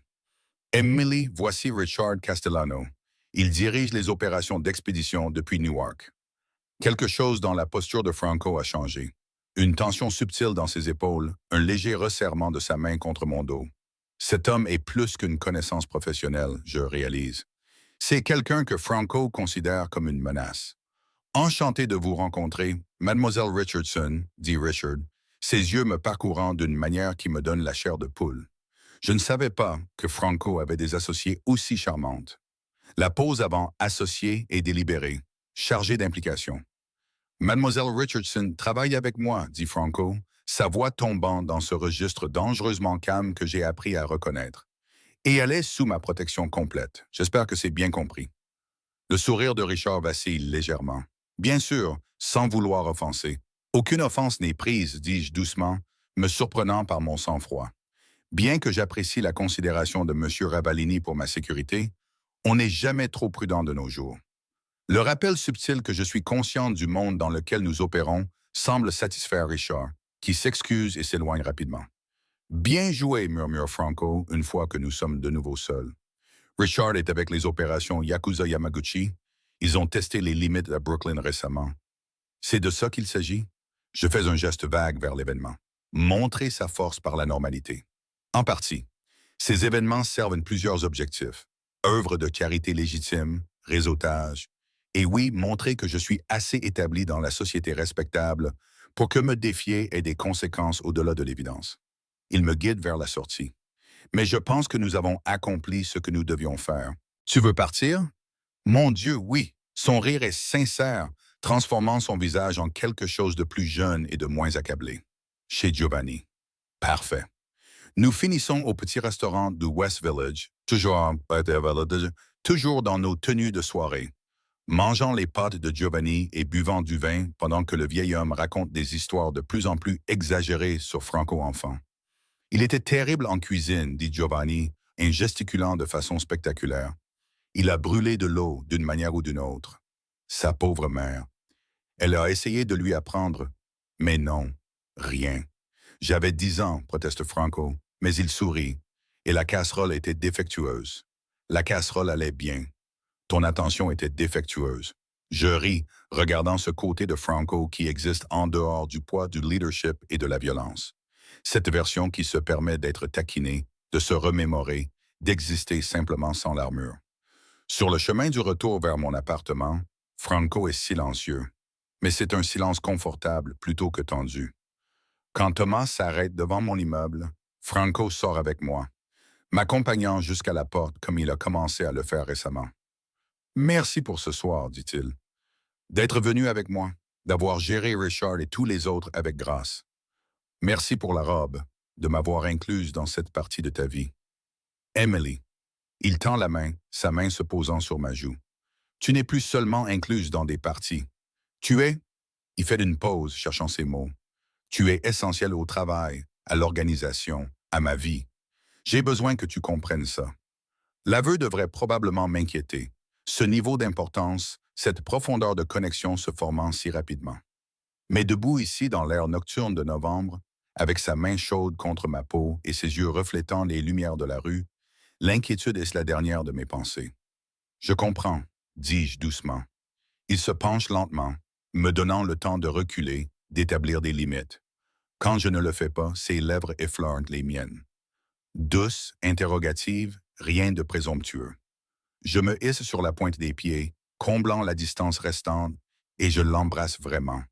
Sa main libre se déplace vers ma taille, me rapprochant. Et pendant un instant, le monde entier se rétrécit à cela. Sa bouche sur la mienne, son corps chaud et solide. La façon dont l'embrasser me donne l'impression de rentrer à la maison, dans un endroit dont je ne savais pas qu'il me manquait. Quand nous nous séparons, tous deux respirant plus fort. Franco pose son front contre le mien. « Je devrais te laisser rentrer, murmure-t-il. Tu devrais. » J'acquiesce sans faire le moindre mouvement pour m'éloigner. Il sourit, un vrai sourire, et m'embrasse à nouveau brièvement avant de se forcer à reculer. « Bonne nuit, Emily. Bonne nuit. » Je le regarde retourner à la voiture, regarde Thomas s'éloigner, puis j'entre enfin. Mes lèvres picotent encore, mon cœur battant avec la certitude que tout venait de changer, encore une fois. Le mois qui suit ce premier baiser redéfinit ma compréhension de ce que signifie être connecté à quelqu'un. Franco ne se contente pas de m'inclure dans son monde. Il me tire au centre de celui-ci. Il me rend essentiel de manière que j'apprends encore à naviguer. Ça commence avec les réunions. Pas les dangereuses, pas les discussions sur les conflits territoriaux ou les actions coercitives. Mais les sessions de planification stratégique où Franco et son cercle restreint prennent des décisions sur les opérations commerciales légitimes. Je suis assise dans un coin avec mon ordinateur portable, prenant ostensiblement des notes. Mais en réalité, j'apprends le langage de cette organisation. Les négociations prudentes, les hiérarchies tacites, la façon dont la loyauté est à la fois une monnaie et un bouclier. Roberto revient de sa réaffectation temporaire au port. Il apparaît au bureau un mardi matin, frappant timidement à la porte de Franco d'une manière qui suggère une réelle incertitude quant à son accueil. Je regarde à travers la vitre alors que Franco lui fait signe d'entrer, alors qu'il parle pendant près de 20 minutes. Quand Roberto sort, il s'arrête à mon bureau. « Je te dois des excuses, dit-il. » Sa confiance antérieure tempérée par ce qui semble être un regret sincère. Je testais Franco ce soir-là, j'essayais de le forcer à admettre des sentiments que je soupçonnais qu'il avait. Je n'ai pas pensé à la façon dont ça t'affecterait d'être utilisé comme un pion dans ce jeu. L'honnêteté me prend au dépourvu. Tu essayais de l'aider? À ma manière stupide, ouais. Il t'observait depuis des mois, prétendant qu'il s'en fichait, se rendant malheureux avec la distance. J'ai pensé que si j'appuyais sur le bon bouton, il ferait enfin quelque chose. Roberto grimace. J'avais raison, mais la méthode était égoïste. Je suis désolé. Excuse acceptée, dis-je, et je le pense. Mais tu devrais savoir que Franco n'avait pas besoin d'être poussé. Quoi qu'il devait se passer entre nous, ce serait passé de toute façon. Peut-être, mais de toute façon, peut prendre des années avec Franco. Il jette un coup d'œil vers le bureau. Il est différent maintenant, plus léger en quelque sorte. Tu es bonne pour lui. Après le départ de Roberto, Franco m'appelle dans son bureau. Il est debout près de la fenêtre, les mains dans les poches, regardant Manhattan. Roberto a mentionné quelque chose d'intéressant, et dit-il sans préambule. Il voit quelqu'un depuis environ 6 mois, une infirmière nommée Vanessa Cooper. Il est sérieux avec elle. C'est bien, je réponds, sentant qu'il y a plus dans cette conversation. Il veut l'amener au dîner de famille mensuel, celui où tout mon cercle restreint se réunit avec leurs partenaires et leurs familles. Franco se tourne pour me faire face, ce qui signifie que les gens s'attendront à ce que tu sois là aussi. En tant que quoi? Ta secrétaire qui assiste par hasard à des événements sociaux. En tant que mienne, il le dit simplement. Aucune place pour une mauvaise interprétation. Emily, tous ceux qui comptent savent déjà ce que tu es pour moi. Il ne s'agit plus de se cacher ou de faire semblant. Il s'agit de le rendre officiel au sein de l'organisation. Le poids de ce qu'il offre, ou peut-être revendique, s'installe sur moi. Ce n'est pas juste sortir ensemble. C'est une reconnaissance publique dans le monde dangereux où il opère. Une déclaration qui apporte protection, mais aussi attente. Et si je ne suis pas prête pour ce niveau d'engagement? Franco s'approche de moi, son expression sérieuse mais pas exigeante. Alors tu me le dis et nous ralentissons. Mais Emily comprend quelque chose. Dans mon monde, il n'y a pas de décontracté. Soit tu es dedans, avec toute la protection et les complications que cela implique, soit tu es dehors. Il n'y a pas de juste milieu. Pas de rendez-vous décontracté pendant qu'on voit où ça mène. Ce n'est pas juste. Non, convient-il. Ça ne l'est pas. Mais c'est la réalité. Mes ennemis ne reconnaissent pas la nuance ou la progression graduelle d'une relation. Ils voient quelqu'un d'important pour moi et ils calculent comment utiliser ça contre moi. Ce qui signifie que tu dois être soit entièrement protégé, soit pas du tout connecté à moi. Je m'enfonce dans la chaise en face de son bureau, digérant cet ultimatum qui n'en est pas tout à fait un. Tu me demandes de choisir. Je te demande d'être honnête sur ce que tu veux. Parce que si tu veux ça, alors nous le faisons à ma manière. Avec la sécurité, avec la reconnaissance publique, avec ton intégration dans tous les aspects de ma vie, il s'agenouille devant moi, prenant mes mains. Mais si c'est trop, si tu as plus besoin de liberté que de cette connexion, je le respecterai. Je le détesterai, mais je le respecterai. La sincérité dans sa voix me désarme. C'est Franco sans armure, m'offrant le choix qu'il prétend ne pas exister, tout en indiquant clairement ce que le choisir signifie. Je veux ça, dis-je doucement. Ça me fait peur, mais je le veux. Un soulagement envahit ses traits. Alors tu viendras au dîner, tu rencontreras tout le monde comme il se doit. Laisse-les voir que tu n'es pas juste quelqu'un de passage. D'accord. Il m'embrasse alors, doux et possessif à la fois, et je goûte la vérité compliquée de ce que j'ai accepté. Le dîner a lieu à la maison de ville de Franco le samedi suivant. J'arrive tôt à sa demande, soi-disant pour aider à préparer, mais en réalité pour que je puisse m'acclimater à l'idée d'être exposé. La maison a été transformée. La salle à manger formelle que j'avais aperçue lors de ma précédente visite contient maintenant une table dressée pour 16 personnes, des bougies vacillant dans des chandeliers en argent, du vin respirant déjà dans des carafes en cristal. Une équipe de traiteurs se déplace dans la cuisine avec une efficacité rodée. Apparemment, Franco ne cuisine pas pour ces événements. Nerveuse? Demande-t-il, arrivant derrière moi alors que je fixe les couverts élaborés. Terrifié, j'admets. Ce sont des gens qui te connaissent depuis des années. Et s'ils ne pensent pas que j'ai ma place ici, alors ils ont tort. Franco me tourne pour me faire face. Emily, mon opinion c'est la seule qui compte. Mais pour ce que ça vaut, tous ceux qui t'ont rencontré ont été impressionnés. Roberto pense que tu es intelligente. Marco dit que tu as de bons instincts. Même Joseph, qui n'aime jamais personne, a mentionné que tu t'étais bien comporté à la collecte de fonds. Joseph était à la collecte de fonds. Joseph est toujours quelque part à proximité quand je suis en public. Tu ne l'as juste pas vu. Franco ajuste mon collier, une simple chaîne en or que je porte depuis des années, mais qui semble soudainement inadéquate pour cette occasion. Tu es magnifique et tu as ta place ici parce que je te veux ici. C'est la seule qualification requise. Les invités commencent à arriver à 7 heures. J'en reconnais certains du bureau. Joseph avec son air renfrogné perpétuel. Michael qui s'occupe de leur portefeuille immobilier. Anthony qui gère les opérations d'importation légitime. Mais il y en a d'autres que je n'ai jamais vus, y compris plusieurs femmes qui doivent être les partenaires dont Roberto a parlé.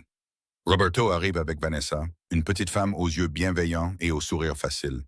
Elle tient à se présenter à moi immédiatement. Emily, c'est ça? Roberto m'a parlé de toi. Enfin, il m'a raconté la version où il n'admet pas être un idiot. Elle donne un coup de coude affectueux à Roberto.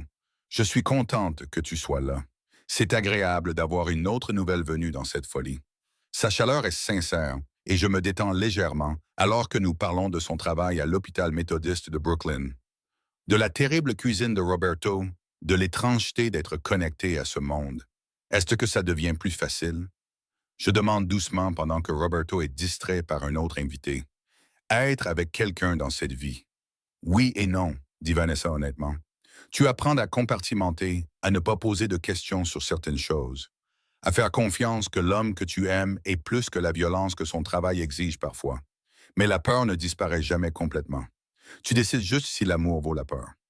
L'observation me reste en tête pendant le dîner, à travers les plats de nourriture incroyables et le vin qui coule à flot, et les conversations qui vont du banal à des discussions soigneusement codées sur le territoire et les opérations. Je suis assise à côté de Franco, sa main trouvant parfois la mienne sous la table, sa présence un point d'ancrage constant.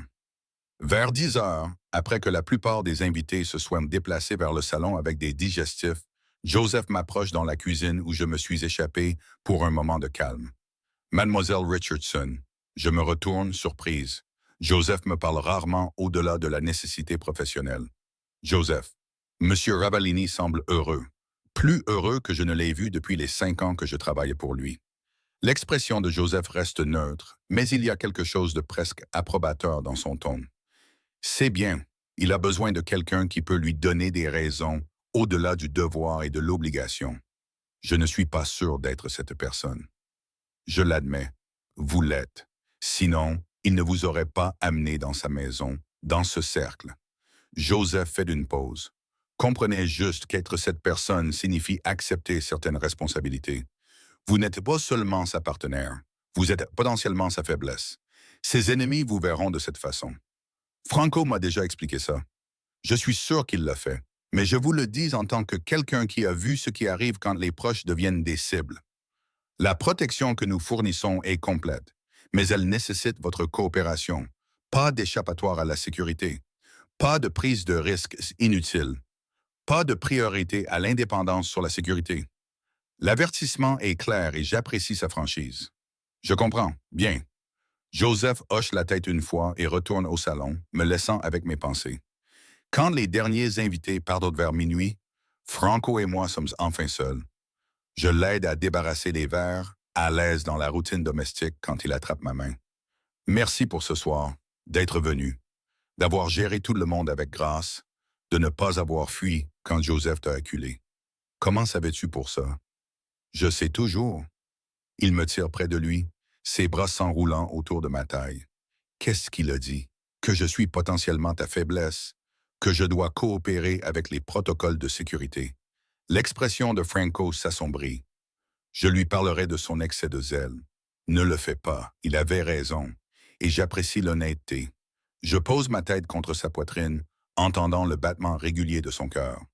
Franco, je dois parler de nous à ma famille, de toi. Il se raidit légèrement. Que leur dirais-tu? La vérité, que je vois quelqu'un, que c'est sérieux, qu'il était dans un secteur d'activité compliqué. Je lève les yeux vers lui. Je ne leur mentirai pas, mais je serai prudente sur les détails. Ils méritent de savoir qu'il y a quelqu'un d'important dans ma vie. Quand j'appelle ma mère tous les mardis, je pensais cette semaine. Franco réfléchit à cela, puis hoche lentement la tête. D'accord. Mais Emily, s'ils posent des questions sur ce que je fais ou qui je suis, tu dévis. Moins ils en savent spécifiquement, plus ils sont en sécurité, je sais. Mardi soir me trouve dans mon appartement, téléphone à la main, essayant de trouver comment expliquer Franco Ravalini à ma mère. Finalement, je décide d'une vérité partielle, la plus sûre. Maman, je voulais te dire quelque chose. Je vois quelqu'un. La voix de Linda s'illumine immédiatement. Oh, Emily, c'est merveilleux. Qui est-ce? Comment vous êtes-vous rencontrés? Il s'appelle Franco. Il est, il est mon patron, en fait. Nous travaillons ensemble depuis un certain temps et les choses se sont développées naturellement. Ton patron. L'inquiétude s'insinue dans son ton. Chérie, es-tu sûr que c'est prudent? Les relations au bureau peuvent devenir compliquées. Je sais, maman, mais c'est sérieux. Il a été incroyablement généreux. C'est en fait lui qui a aidé avec la situation de papa. Je lui avais parlé il y a des semaines de l'aide financière, la présentant comme un avantage de l'entreprise plutôt qu'un cadeau personnel. Attends, l'argent pour le programme de formation de ton père, ça venait de lui. Il a des ressources, maman. Et il voulait aider. Il y a une longue pause. Emily, quel genre de travail fait cet homme pour pouvoir offrir ce genre d'argent si nonchalamment? Le commerce d'importation. Il a beaucoup de succès. Ce n'est pas techniquement un mensonge. Les opérations Rabellini incluent bien de l'importation légitime. Il est aussi italien, de Brooklyn. Une affaire de famille. Une affaire de famille italienne de Brooklyn, répète lentement Linda. Molly, tu dois être prudente. Ça ressemble à... Je sais à quoi ça ressemble, maman. Et je suis prudente, mais il est bon avec moi. Il est protecteur. Il est honnête. Il ne m'a donné aucune raison de douter de lui. Une autre pause, celle-ci plus lourde. Tu l'aimes. Je crois que oui. J'admets, les mots venant plus facilement que prévu. Je sais que c'est rapide et je sais que c'est compliqué. Mais oui, je crois que je l'aime. Alors je fais confiance à ton jugement. Mais Emily, si jamais quelque chose te semble bizarre, si jamais tu te sens en danger ou mal à l'aise, tu rentres à la maison. Tu m'entends? Aucune relation ne vaut ta sécurité. Je sais, maman. Je te le promets. Nous parlons encore 20 minutes d'autre chose. Les progrès de papa dans son programme de reconversion, les examens finaux de Kayla, les fêtes qui approchent. Quand nous raccrochons, je me sens plus légère. Comme si reconnaître l'importance de Franco auprès de ma famille le rendait plus réel, plus durable. Franco appelle 1 heure plus tard, comme s'il sentait que j'avais besoin d'entendre sa voix. Comment ça s'est passé? Elle sait. Elle est inquiète, mais me soutient. Je me blottis sur mon canapé, le téléphone collé à mon oreille. Elle a demandé quel genre de travail tu fais. Qu'est-ce que tu lui as dit? Commerce d'importation. Une entreprise familiale italienne prospère de Brooklyn. Il rit, le son est chaleureux. Tout est techniquement vrai. C'était l'idée. Emily. Sa voix s'adoucit. Merci de leur avoir dit, de rendre cela réel au-delà de nous deux. C'est réel, Franco. Terrifiant, compliqué et probablement déconseillé, mais réel. Viens rester avec moi ce soir. La demande me prend au dépourvu. Nous n'avons pas encore passé la nuit ensemble. Nous n'avons pas franchi cette limite particulière malgré l'intimité physique croissante de notre relation. Franco, juste dormir. Je te veux ici. Je veux me réveiller avec toi demain. Il fait une pause. Mais seulement si tu es prête. Sans pression. Je regarde mon petit appartement, la vie que j'ai construite avec une indépendance et des sacrifices prudents. Puis je pense à la maison de ville de Franco, à la façon dont sa présence me fait sentir ancré, en sécurité et vue. D'accord, dis-je, je vais faire un sac. Thomas sera là dans 20 minutes. La décision semble importante. Ce choix de son espace plutôt que du mien. Cette acceptation d'une intégration plus profonde dans sa vie. Mais alors que je mets l'essentiel dans un sac de voyage, je reconnais la vérité. J'ai déjà choisi. Chaque décision depuis ce jeudi soir pluvieux où Roberto a demandé si j'étais célibataire m'a mené ici, à ce moment d'engagement conscient. Quand Thomas arrive, il me salue avec sa courtoisie professionnelle habituelle. Mais il y a quelque chose qui pourrait être de l'approbation dans son expression alors qu'il ouvre la portière de la voiture. Franco attend quand j'arrive, la porte s'ouvrant avant que je puisse frapper. Il prend mon sac, le met de côté et me tire dans ses bras. Tu es venu, tu as demandé. J'essaierai de ne pas en faire une habitude, de demander des choses. Mais son ton suggère qu'il en fera absolument une habitude. Et d'une manière ou d'une autre, ça ne me dérange pas. Nous montons dans sa chambre, un espace que je n'ai jamais vu auparavant.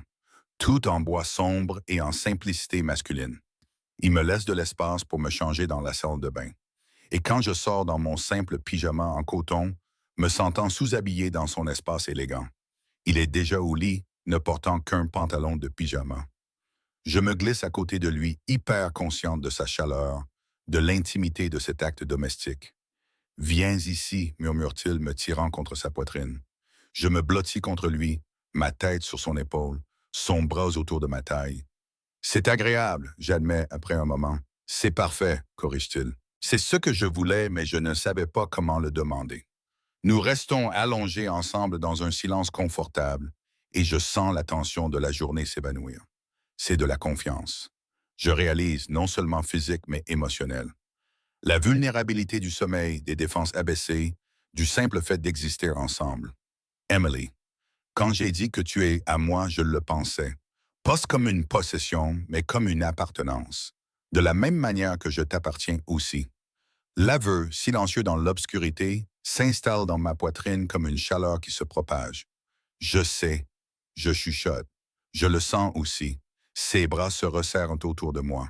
Et je dérive vers le sommeil, me sentant plus en sécurité que je ne l'ai été depuis des années. Ancré par le rythme régulier du cœur de Franco et la certitude que, compliqué ou non, c'est exactement là où je suis censé être. Les 2 mois qui suivent notre première nuit ensemble se fondent dans un rythme que je n'ai jamais connu auparavant. Travail pendant la journée, soirée à la maison de ville de Franco plus souvent qu'à mon propre appartement. Des week-ends qui mêlent affaires légitimes et moments de normalité soigneusement gardés. J'apprends à naviguer dans la réalité compliquée d'être la partenaire de Franco Ravallini. Je découvre que l'amour dans son monde vient avec des protocoles, une protection et une conscience constante de la machinerie dangereuse qui opère juste sous la surface. Je rencontre d'abord le côté légitime de ces opérations.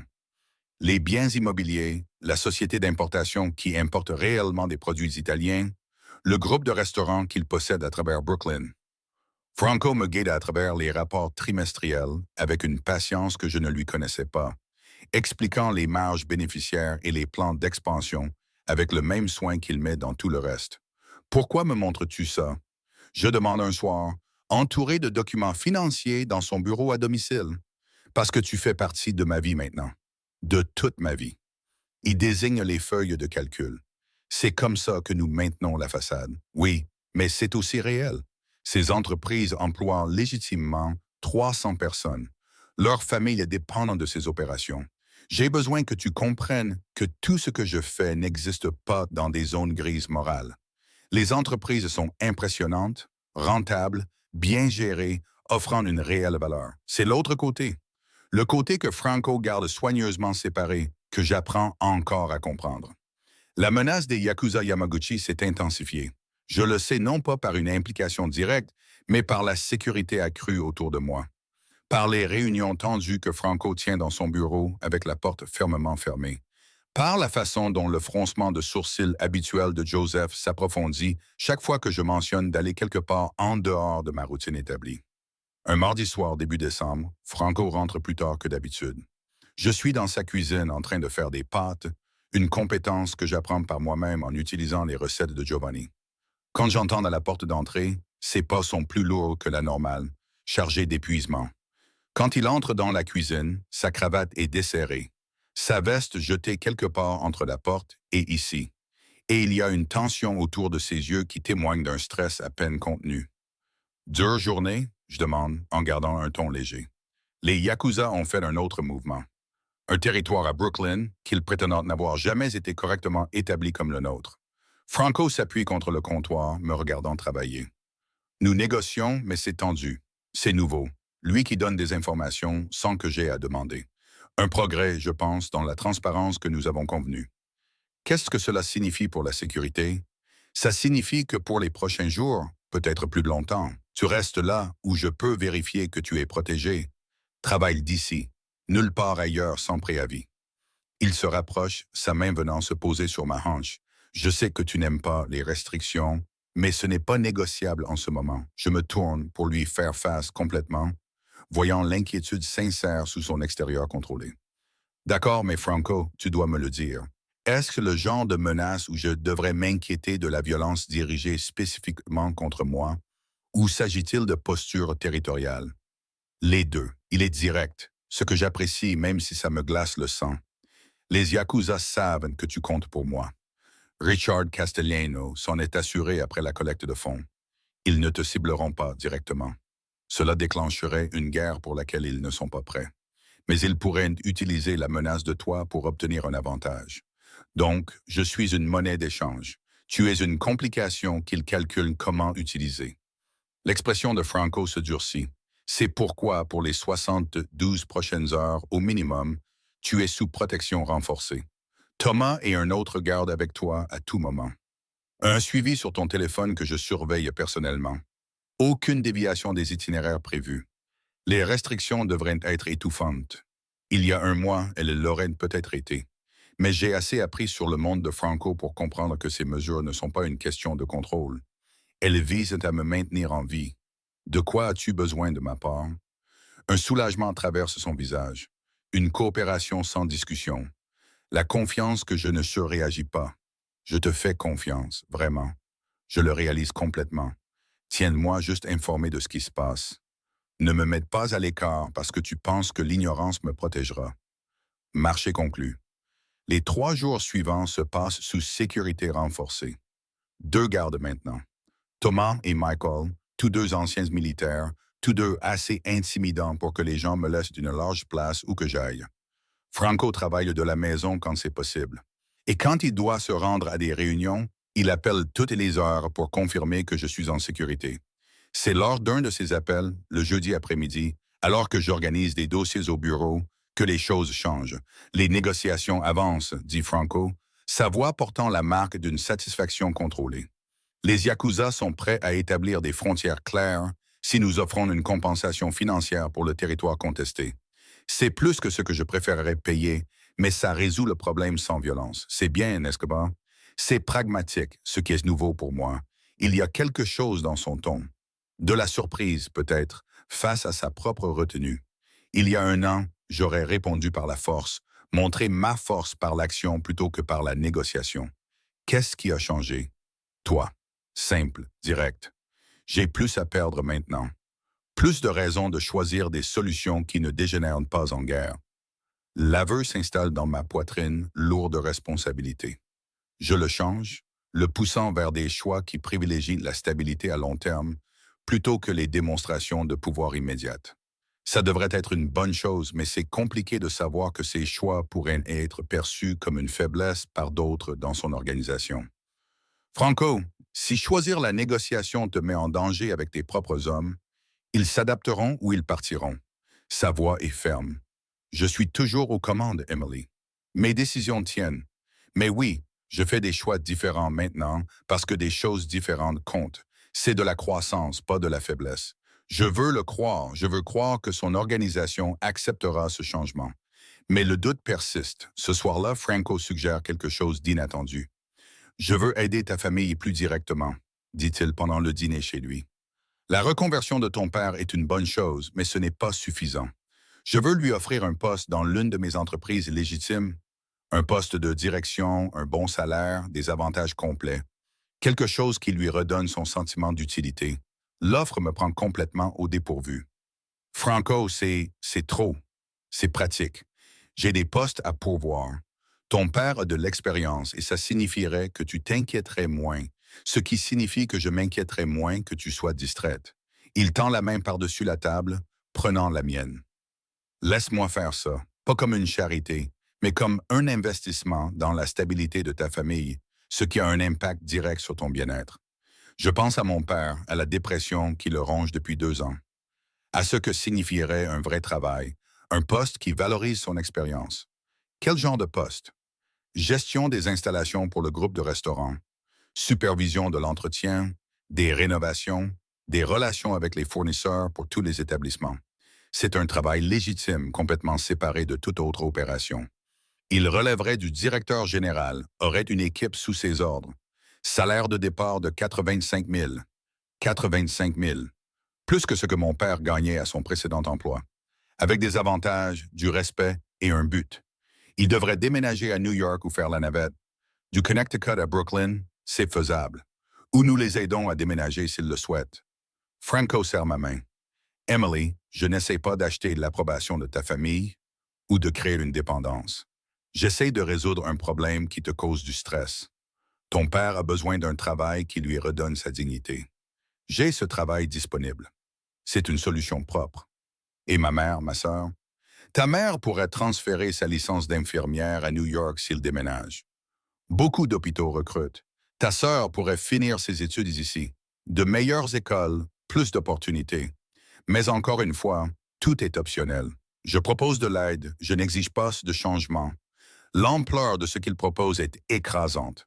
Pas seulement aider mon père, mais potentiellement transformer la situation de toute ma famille. Je dois leur parler. Je ne peux pas prendre ces décisions pour eux. Bien sûr, parle-leur. Vois ce qu'ils veulent. L'offre tient quoi qu'il arrive. Il fait une pause. Mais Emily, comprends que ce n'est pas séparé de nous. Je n'aide pas seulement ta famille par générosité. Je le fais parce qu'ils sont importants pour toi, ce qui les rend importants pour moi. C'est ce que signifie être à moi. Tes soucis deviennent mes soucis. La possessivité dans son ton devrait probablement me déranger plus qu'elle ne le fait. Mais j'apprends que la possessivité de Franco n'est que le revers de sa protection. Ils sont inséparables, deux aspects de la même loyauté féroce. J'appelle ma mère ce soir-là, expliquant l'offre de Franco avec autant de détails que possible sans la submerger. Emily, c'est incroyablement généreux, dit Linda, sa voix chargée d'émotion. Mais chérie, es-tu sûre que c'est juste pour aider ton père? Cet homme offre un travail à ton père, peut-être même de déménager toute notre famille. C'est beaucoup d'influence sur nos vies. Je sais, maman, mais je sais aussi que Franco n'offrirait pas s'il ne le pensait pas sincèrement. Il n'est pas manipulateur. Au contraire, il est presque trop direct. Je prends une profonde inspiration. Et oui, une partie de cela vise à réduire mon stress pour que je puisse me concentrer sur mon travail et notre relation. Mais cela ne rend pas l'opportunité moins réelle ou précieuse. Laisse-moi parler à ton père. Ça pourrait tout changer pour nous. Mais nous devons réfléchir attentivement avant d'accepter ce niveau d'aide de quelqu'un que nous n'avons jamais rencontré. Vous pourriez le rencontrer. Venez nous rendre visite un week-end, voir ces entreprises, le rencontrer en personne, décider si cela vous semble juste. Il y a une longue pause. D'accord, laisse-moi coordonner avec ton père et Kayla. Peut-être que nous descendrons le week-end prochain. Après avoir raccroché, je trouve Franco dans son bureau en train d'examiner des rapports de sécurité. Ma famille veut te rencontrer. Ils viennent le week-end prochain pour voir les entreprises, te rencontrer comme il se doit avant de prendre des décisions. Franco lève les yeux. Quelque chose qui pourrait être de la nervosité vacille sur son expression habituellement contrôlée. Il devrait me rencontrer, prendre des décisions éclairées. Il met ses papiers de côté. À quoi dois-je m'attendre? Ma mère sera protectrice, probablement méfiante. Mon père sera désespérément plein d'espoir, mais essaiera de ne pas le montrer. Kayla sera impressionnée par tout et me mettra probablement dans l'embarras. Je me déplace à ses côtés. Sois juste toi-même, ils verront ce que je vois. Et que vois-tu? Quelqu'un de compliqué qui essaie de bien faire pour les gens qu'il aime. Quelqu'un dont les méthodes ne sont pas toujours propres, mais dont les intentions envers moi sont honnêtes. Je lui prends le visage entre mes mains.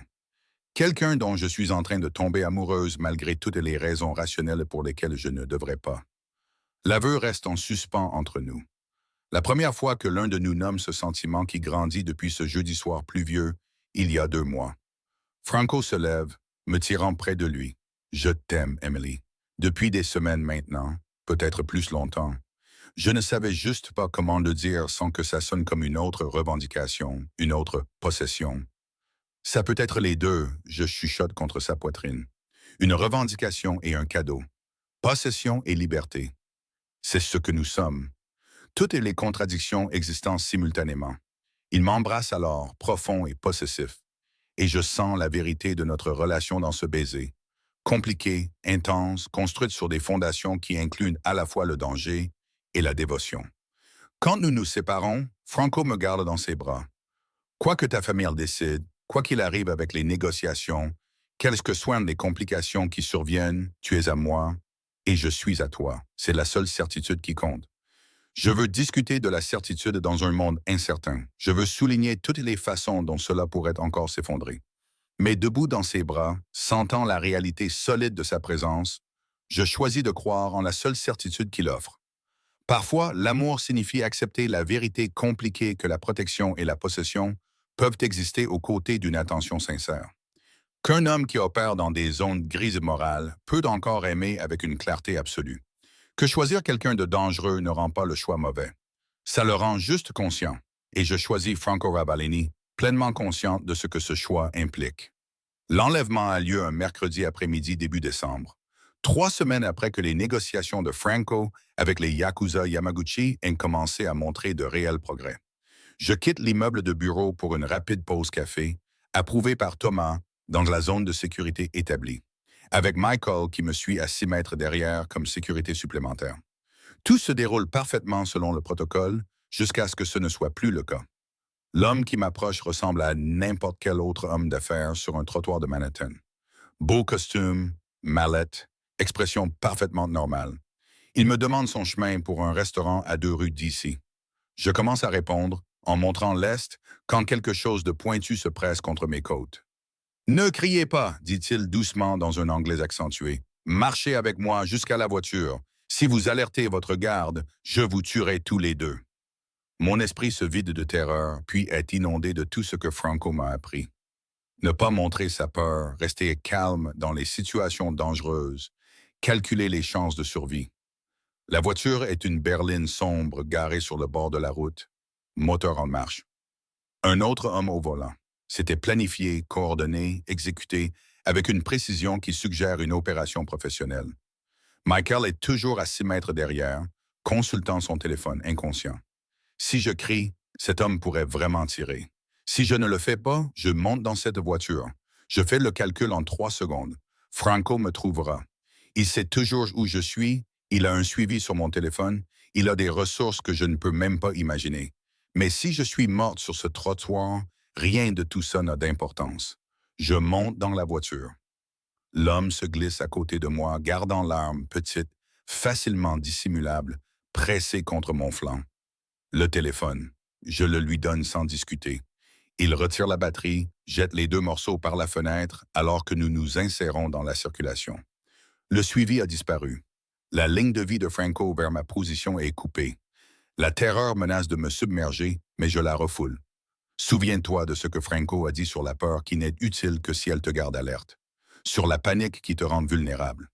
Où m'emmenez-vous? Silence. Le trajet dure peut-être 30 minutes, bien que suivre le temple devienne difficile quand l'adrénaline fait s'étirer chaque seconde. Nous nous retrouvons dans le Queens, dans une zone industrielle remplie d'entrepôts et d'installations de stockage. Le bâtiment où il m'emmène est abandonné, ou semble l'être. Fenêtres cassées, rouille sur les portes en métal, une atmosphère générale de négligence. L'intérieur est différent. Quelqu'un a préparé cet espace. Une chaise au centre d'une pièce vide. De la corde, une caméra installée sur un trépied. Ce n'est pas de la violence aléatoire. C'est mise en scène, conçue pour être filmée et envoyée quelque part. À Franco, asseyez-vous. L'homme qui m'a enlevé ordonne en désignant la chaise. Je m'assois parce que se battre maintenant n'aboutirait à rien. Garder son énergie pour quand ça pourrait vraiment compter. Il m'attache les poignets et les chevilles. Pas cruellement serrés, mais solidement. Le chauffeur installe la caméra, ajuste les angles pendant que le premier homme passe un appel en japonais. Je saisis peut-être un mot sur 10, mais le ton est clair. Confirmation de l'acquisition réussie, en attente d'instructions supplémentaires. Puis nous attendons. Les hommes m'ignorent largement, parlant doucement en japonais, consultant leur téléphone, fumant des cigarettes qui rendent l'espace clos brumeux. Je garde ma respiration régulière, mon expression neutre, ma peur contenue sous un calme forcé. Franco viendra. Je dois y croire. Il a des relations, des ressources, des gens qui lui doivent des faveurs dans toute cette ville. Il me trouvera. Je dois juste rester en vie assez longtemps. Vers ce que j'estime être la 10e ou 11e heure. Difficile à dire sans fenêtre, sans téléphone, sans moyen de suivre le temps au-delà de la douleur croissante dans mes membres attachés. Quelque chose change. Les hommes reçoivent un appel. Conversation rapide et urgente. Puis ils bougent, rassemblant leurs affaires, la caméra, tout. Votre patron est très ingénieux, me dit le premier homme, presque avec admiration. Plus rapide que nous ne l'attendions. Cet endroit est compromis. Ils partent, ils me laissent simplement attaché à la chaise dans un entrepôt abandonné. Sans téléphone, sans moyen d'appeler à l'aide, sans certitude que quelqu'un vienne vraiment. La peur que j'avais contenue se libère. Je tire sur les cordes, n'obtenant rien d'autre que des brûlures aux poignets. J'essaie de faire basculer la chaise, pensant que je pourrais peut-être glisser sur le sol, atteindre quelque chose, n'importe quoi. Puis je l'entends, des bruits de pas. Plusieurs personnes se déplaçant dans le bâtiment avec détermination. Emily. La voix de Franco rauque de quelque chose que je n'avais jamais entendu de lui auparavant. La peur. Une peur réelle. Ici, je réponds, ma voix se brisant de soulagement. La porte explose vers l'intérieur. Pas ouverte, explosée. Quelqu'un l'a défoncée avec assez de force pour briser entièrement la serrure. Franco entre le premier. Joseph et Marco le flanquant. Tous les trois armés, pistolets au poing. Les yeux de Franco me trouvent sur la chaise, me scrutent pour des blessures. Et ce que je vois dans son expression me coupe le souffle. Ce n'est pas le Franco contrôlé. Le Franco prudent, qui maintient toujours son sang-froid, c'est quelqu'un qui contient à peine la violence. Quelqu'un dont le contrôle se fissure sur les bords. « Es-tu blessé ?» demande-t-il, se dirigeant déjà vers moi, rengainant son arme pour défaire les cordes qui linent mes poignets. « Non. Effrayé, mais pas blessé. Ils n'ont pas. Ils m'ont juste attaché ici et l'ont attendu. »« Attendu quoi ?» demande Joseph, sécurisant déjà le périmètre. « Je ne sais pas. Ils ont reçu un appel il y a peut-être 30 minutes. Ils ont dit que l'endroit était compromis et ils sont partis. » Franco finit avec mes poignets, passe à mes chevilles. Ses mains tremblent. Elles tremblent vraiment. Et quand il lève les yeux vers moi à nouveau, je vois la fissure dans son armure complètement. « J'ai cru que je t'avais perdu, » dit-il doucement. 12 heures sans savoir où tu étais. Si tu étais vivante, s'il te faisait du mal. J'ai cru, je libère mes mains dès qu'il desserre la dernière corde et je lui prends le visage. Je vais bien. Je suis resté calme. Je ne me suis pas battu. J'ai attendu que tu me trouves comme tu avais dit que tu le ferais. Il me serre contre lui avec une force qui me fait haleter. Son visage enfoui dans mon cou. Je le sens respirer mon odeur. Je sens le tremblement qui parcourt son corps puissant. Je sens la terreur absolue qu'il a contenue pendant 12 heures, se libérant enfin maintenant qu'il m'a retrouvé. « Nous devons bouger, » dit Joseph doucement. « Cette zone pourrait ne pas rester sûre. » Franco se recule, se reprenant avec un effort visible. Mais quand il se lève, m'aidant à me relever, je remarque ce que je n'avais pas pu voir avant. Du sang sur ses jointures, une éclaboussure sur le col de sa chemise. Il est venu directement d'un endroit violent. Un endroit où il a obtenu des réponses sur ma position par des méthodes que je ne veux probablement pas connaître. Le trajet de retour à sa maison de ville se passe dans un silence tendu. Franco garde son bras autour de moi, me tenant contre lui comme s'il avait peur que je disparaisse s'il relâchait sa prise. Thomas conduit plus vite que la normale, passant au feu orange, prenant les virages serrés. Nous ramenant en sécurité avec une urgence qui suggère que le danger n'est pas complètement écarté. À la maison de ville, Franco me conduit à l'étage, dans sa chambre. « Douche-toi, mets quelque chose de confortable. J'apporterai à manger. Franco, s'il te plaît. Emily, laisse-moi prendre soin de toi en ce moment. Nous parlerons après. La douche fait du bien. L'avant 12 heures de terreur, 12 heures de terreur, de poussière d'entrepôt et de sueur d'adrénaline. Quand je sors dans des vêtements empruntés, ces vêtements, un t-shirt et un pantalon de pyjama qui flottent sur moi. Franco est assis sur le bord du lit, les coudes sur les genoux, la tête dans les mains. « Hé !» dis-je doucement. Il lève les yeux et l'expression sur son visage me brise le cœur. C'est Franco dépouillé de toute défense, de tout contrôle prudent, me montrant la peur brute qui le ronge. « Je t'ai laissé tomber, » dit-il simplement. « Toute la sécurité, tous les protocoles, toutes mes promesses que tu serais en sécurité, et ils t'ont quand même prise. Ils t'ont prise. Et je n'ai pas pu l'empêcher. Je m'assois à côté de lui, prenant sa main. Ils m'ont prise parce que j'ai suivi les protocoles. Je n'ai pas crié, je ne me suis pas battu, je ne me suis pas fait tuer sur ce trottoir. Je suis resté en vie parce que tu m'as appris à gérer la peur. Tu ne m'as pas laissé tomber, Franco. Tu m'as sauvé. 12 heures, répète-t-il, sa voix creuse. Sais-tu ce que j'ai fait pendant ces 12 heures? Probablement des choses que je ne devrais pas savoir. J'ai trouvé le lieutenant Yakuza qui a ordonné ton enlèvement. Je l'ai forcé à me dire où tu étais. Les yeux de Franco croisent les miens, sombres et hantés. Je l'ai blessé, Emily, gravement. Et je le referai sans hésitation. Parce qu'il t'a prise.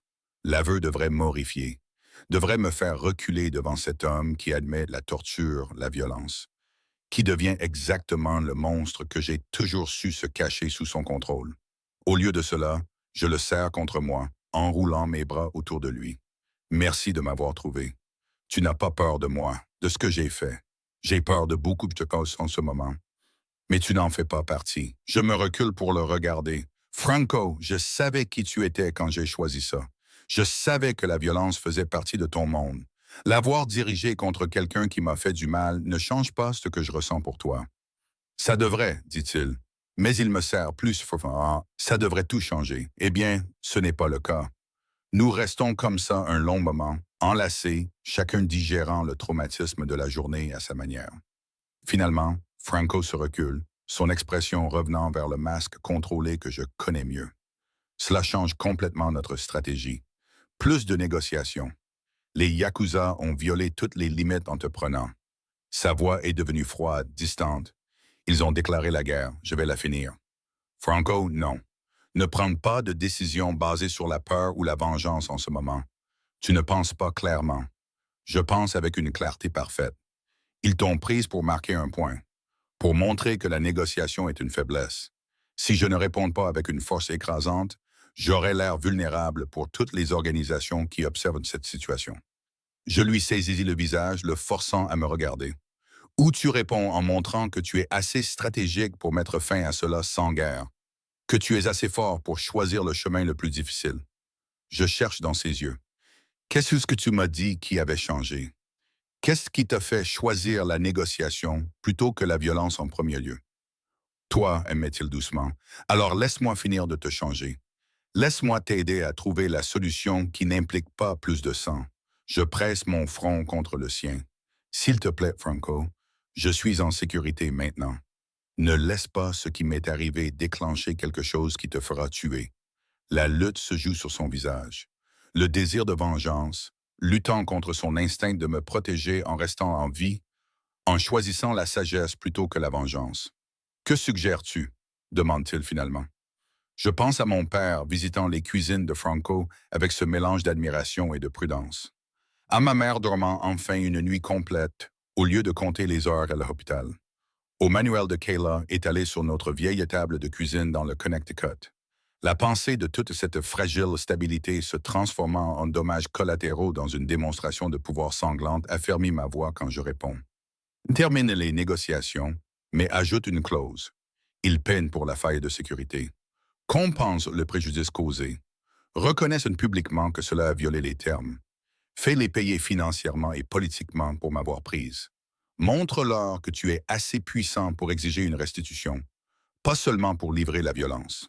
Franco réfléchit à cela, et je regarde l'esprit stratégique que j'ai appris à respecter prendre le dessus sur l'amant terrifié qui pensait m'avoir perdu. C'est en fait brillant, admet-il. Ça les force à reconnaître leurs fautes. Ça leur coûte de l'argent et leur réputation. Ça établit une conséquence claire sans déclencher de guerre. Il m'embrasse doucement. Quand es-tu devenu si stratégique en matière de négociation criminelle? J'ai été attentive pendant 3 mois. J'ai appris des meilleurs. Il sourit. Un vrai sourire. Et une partie de la tension se dissipe dans la pièce. Tu restes ici. Tu ne retournes pas à ton appartement. Tu ne vas pas travailler jusqu'à ce que ce soit entièrement résolu. D'accord, d'accord. Mais, Franco, je dois appeler ma famille. Ils étaient censés venir ce week-end et je dois leur faire savoir que je vais bien sans expliquer ce qui s'est réellement passé. Nous les appellerons ensemble demain matin. Ce soir, tu te reposes. Tu as vécu un traumatisme, Emily. Laisse-toi le temps de le digérer. Je ne sais pas encore que les prochaines nuits apporteront des ombres d'entrepôt chaque fois qu'une portière de voiture claquera dehors, que je sursauterai au son de l'ascenseur et que je devrai respirer à travers la pointe de panique jusqu'à ce que mon corps se souvienne que je suis en sécurité. Pour l'instant, tout ce que je peux faire, c'est me concentrer sur la solidité de son cœur sous ma joue et croire que le tremblement de mes mains finira par se calmer. Mais alors que nous sommes allongés dans son lit, moi blotti contre sa poitrine, ses bras protecteurs autour de moi, je réalise que je suis en train de le digérer. Pas par une dépression ou une panique, mais par une certitude. La certitude que choisir Franco signifie choisir cette vie, ses dangers, ses moments de terreur équilibrés par des moments de connexion profonde. Je t'aime, je chuchote dans l'obscurité. Même après aujourd'hui, peut-être surtout après aujourd'hui, je t'aime. Ses bras se resserrent. Je t'aime aussi, plus que je ne pensais possible d'aimer quelqu'un. Et je te le jure, Emily, ils ne te toucheront plus jamais. Quoi qu'il en coûte, peu importe comment je dois structurer mes opérations, tu seras en sécurité. C'est une promesse qu'il ne peut absolument pas tenir. Nous le savons tous les deux. Mais allongé dans ses bras, sentant le battement régulier de son cœur, je choisis de le croire quand même. Parce que l'amour dans le monde de Franco signifie accepter que la sécurité est relative, que la protection vient avec de la complexité, et que parfois le choix le plus dangereux est aussi le plus honnête. Et je le choisis consciemment et complètement, en pleine conscience de ce que cela signifie. Les 2 semaines qui suivent mon enlèvement se passent en une reconstruction prudente. Franco met en œuvre sa stratégie exactement comme nous en avons discuté. Les négociations se poursuivent avec les Yakuza Yamaguchi, mais maintenant avec des conditions supplémentaires qui les rendent financièrement et politiquement responsables de la faille de sécurité. Ils peinent 2 millions de dollars en dédommagement, reconnaissent publiquement la violation des frontières établies et acceptent des médiateurs neutres pour superviser l'accord territorial. C'est une stratégie brillante enveloppée de pragmatisme. Et je regarde Franco l'exécuter avec le même contrôle précis qu'il apporte à tout le reste. Mais je vois aussi ce que ça lui coûte, la retenue nécessaire pour choisir la négo,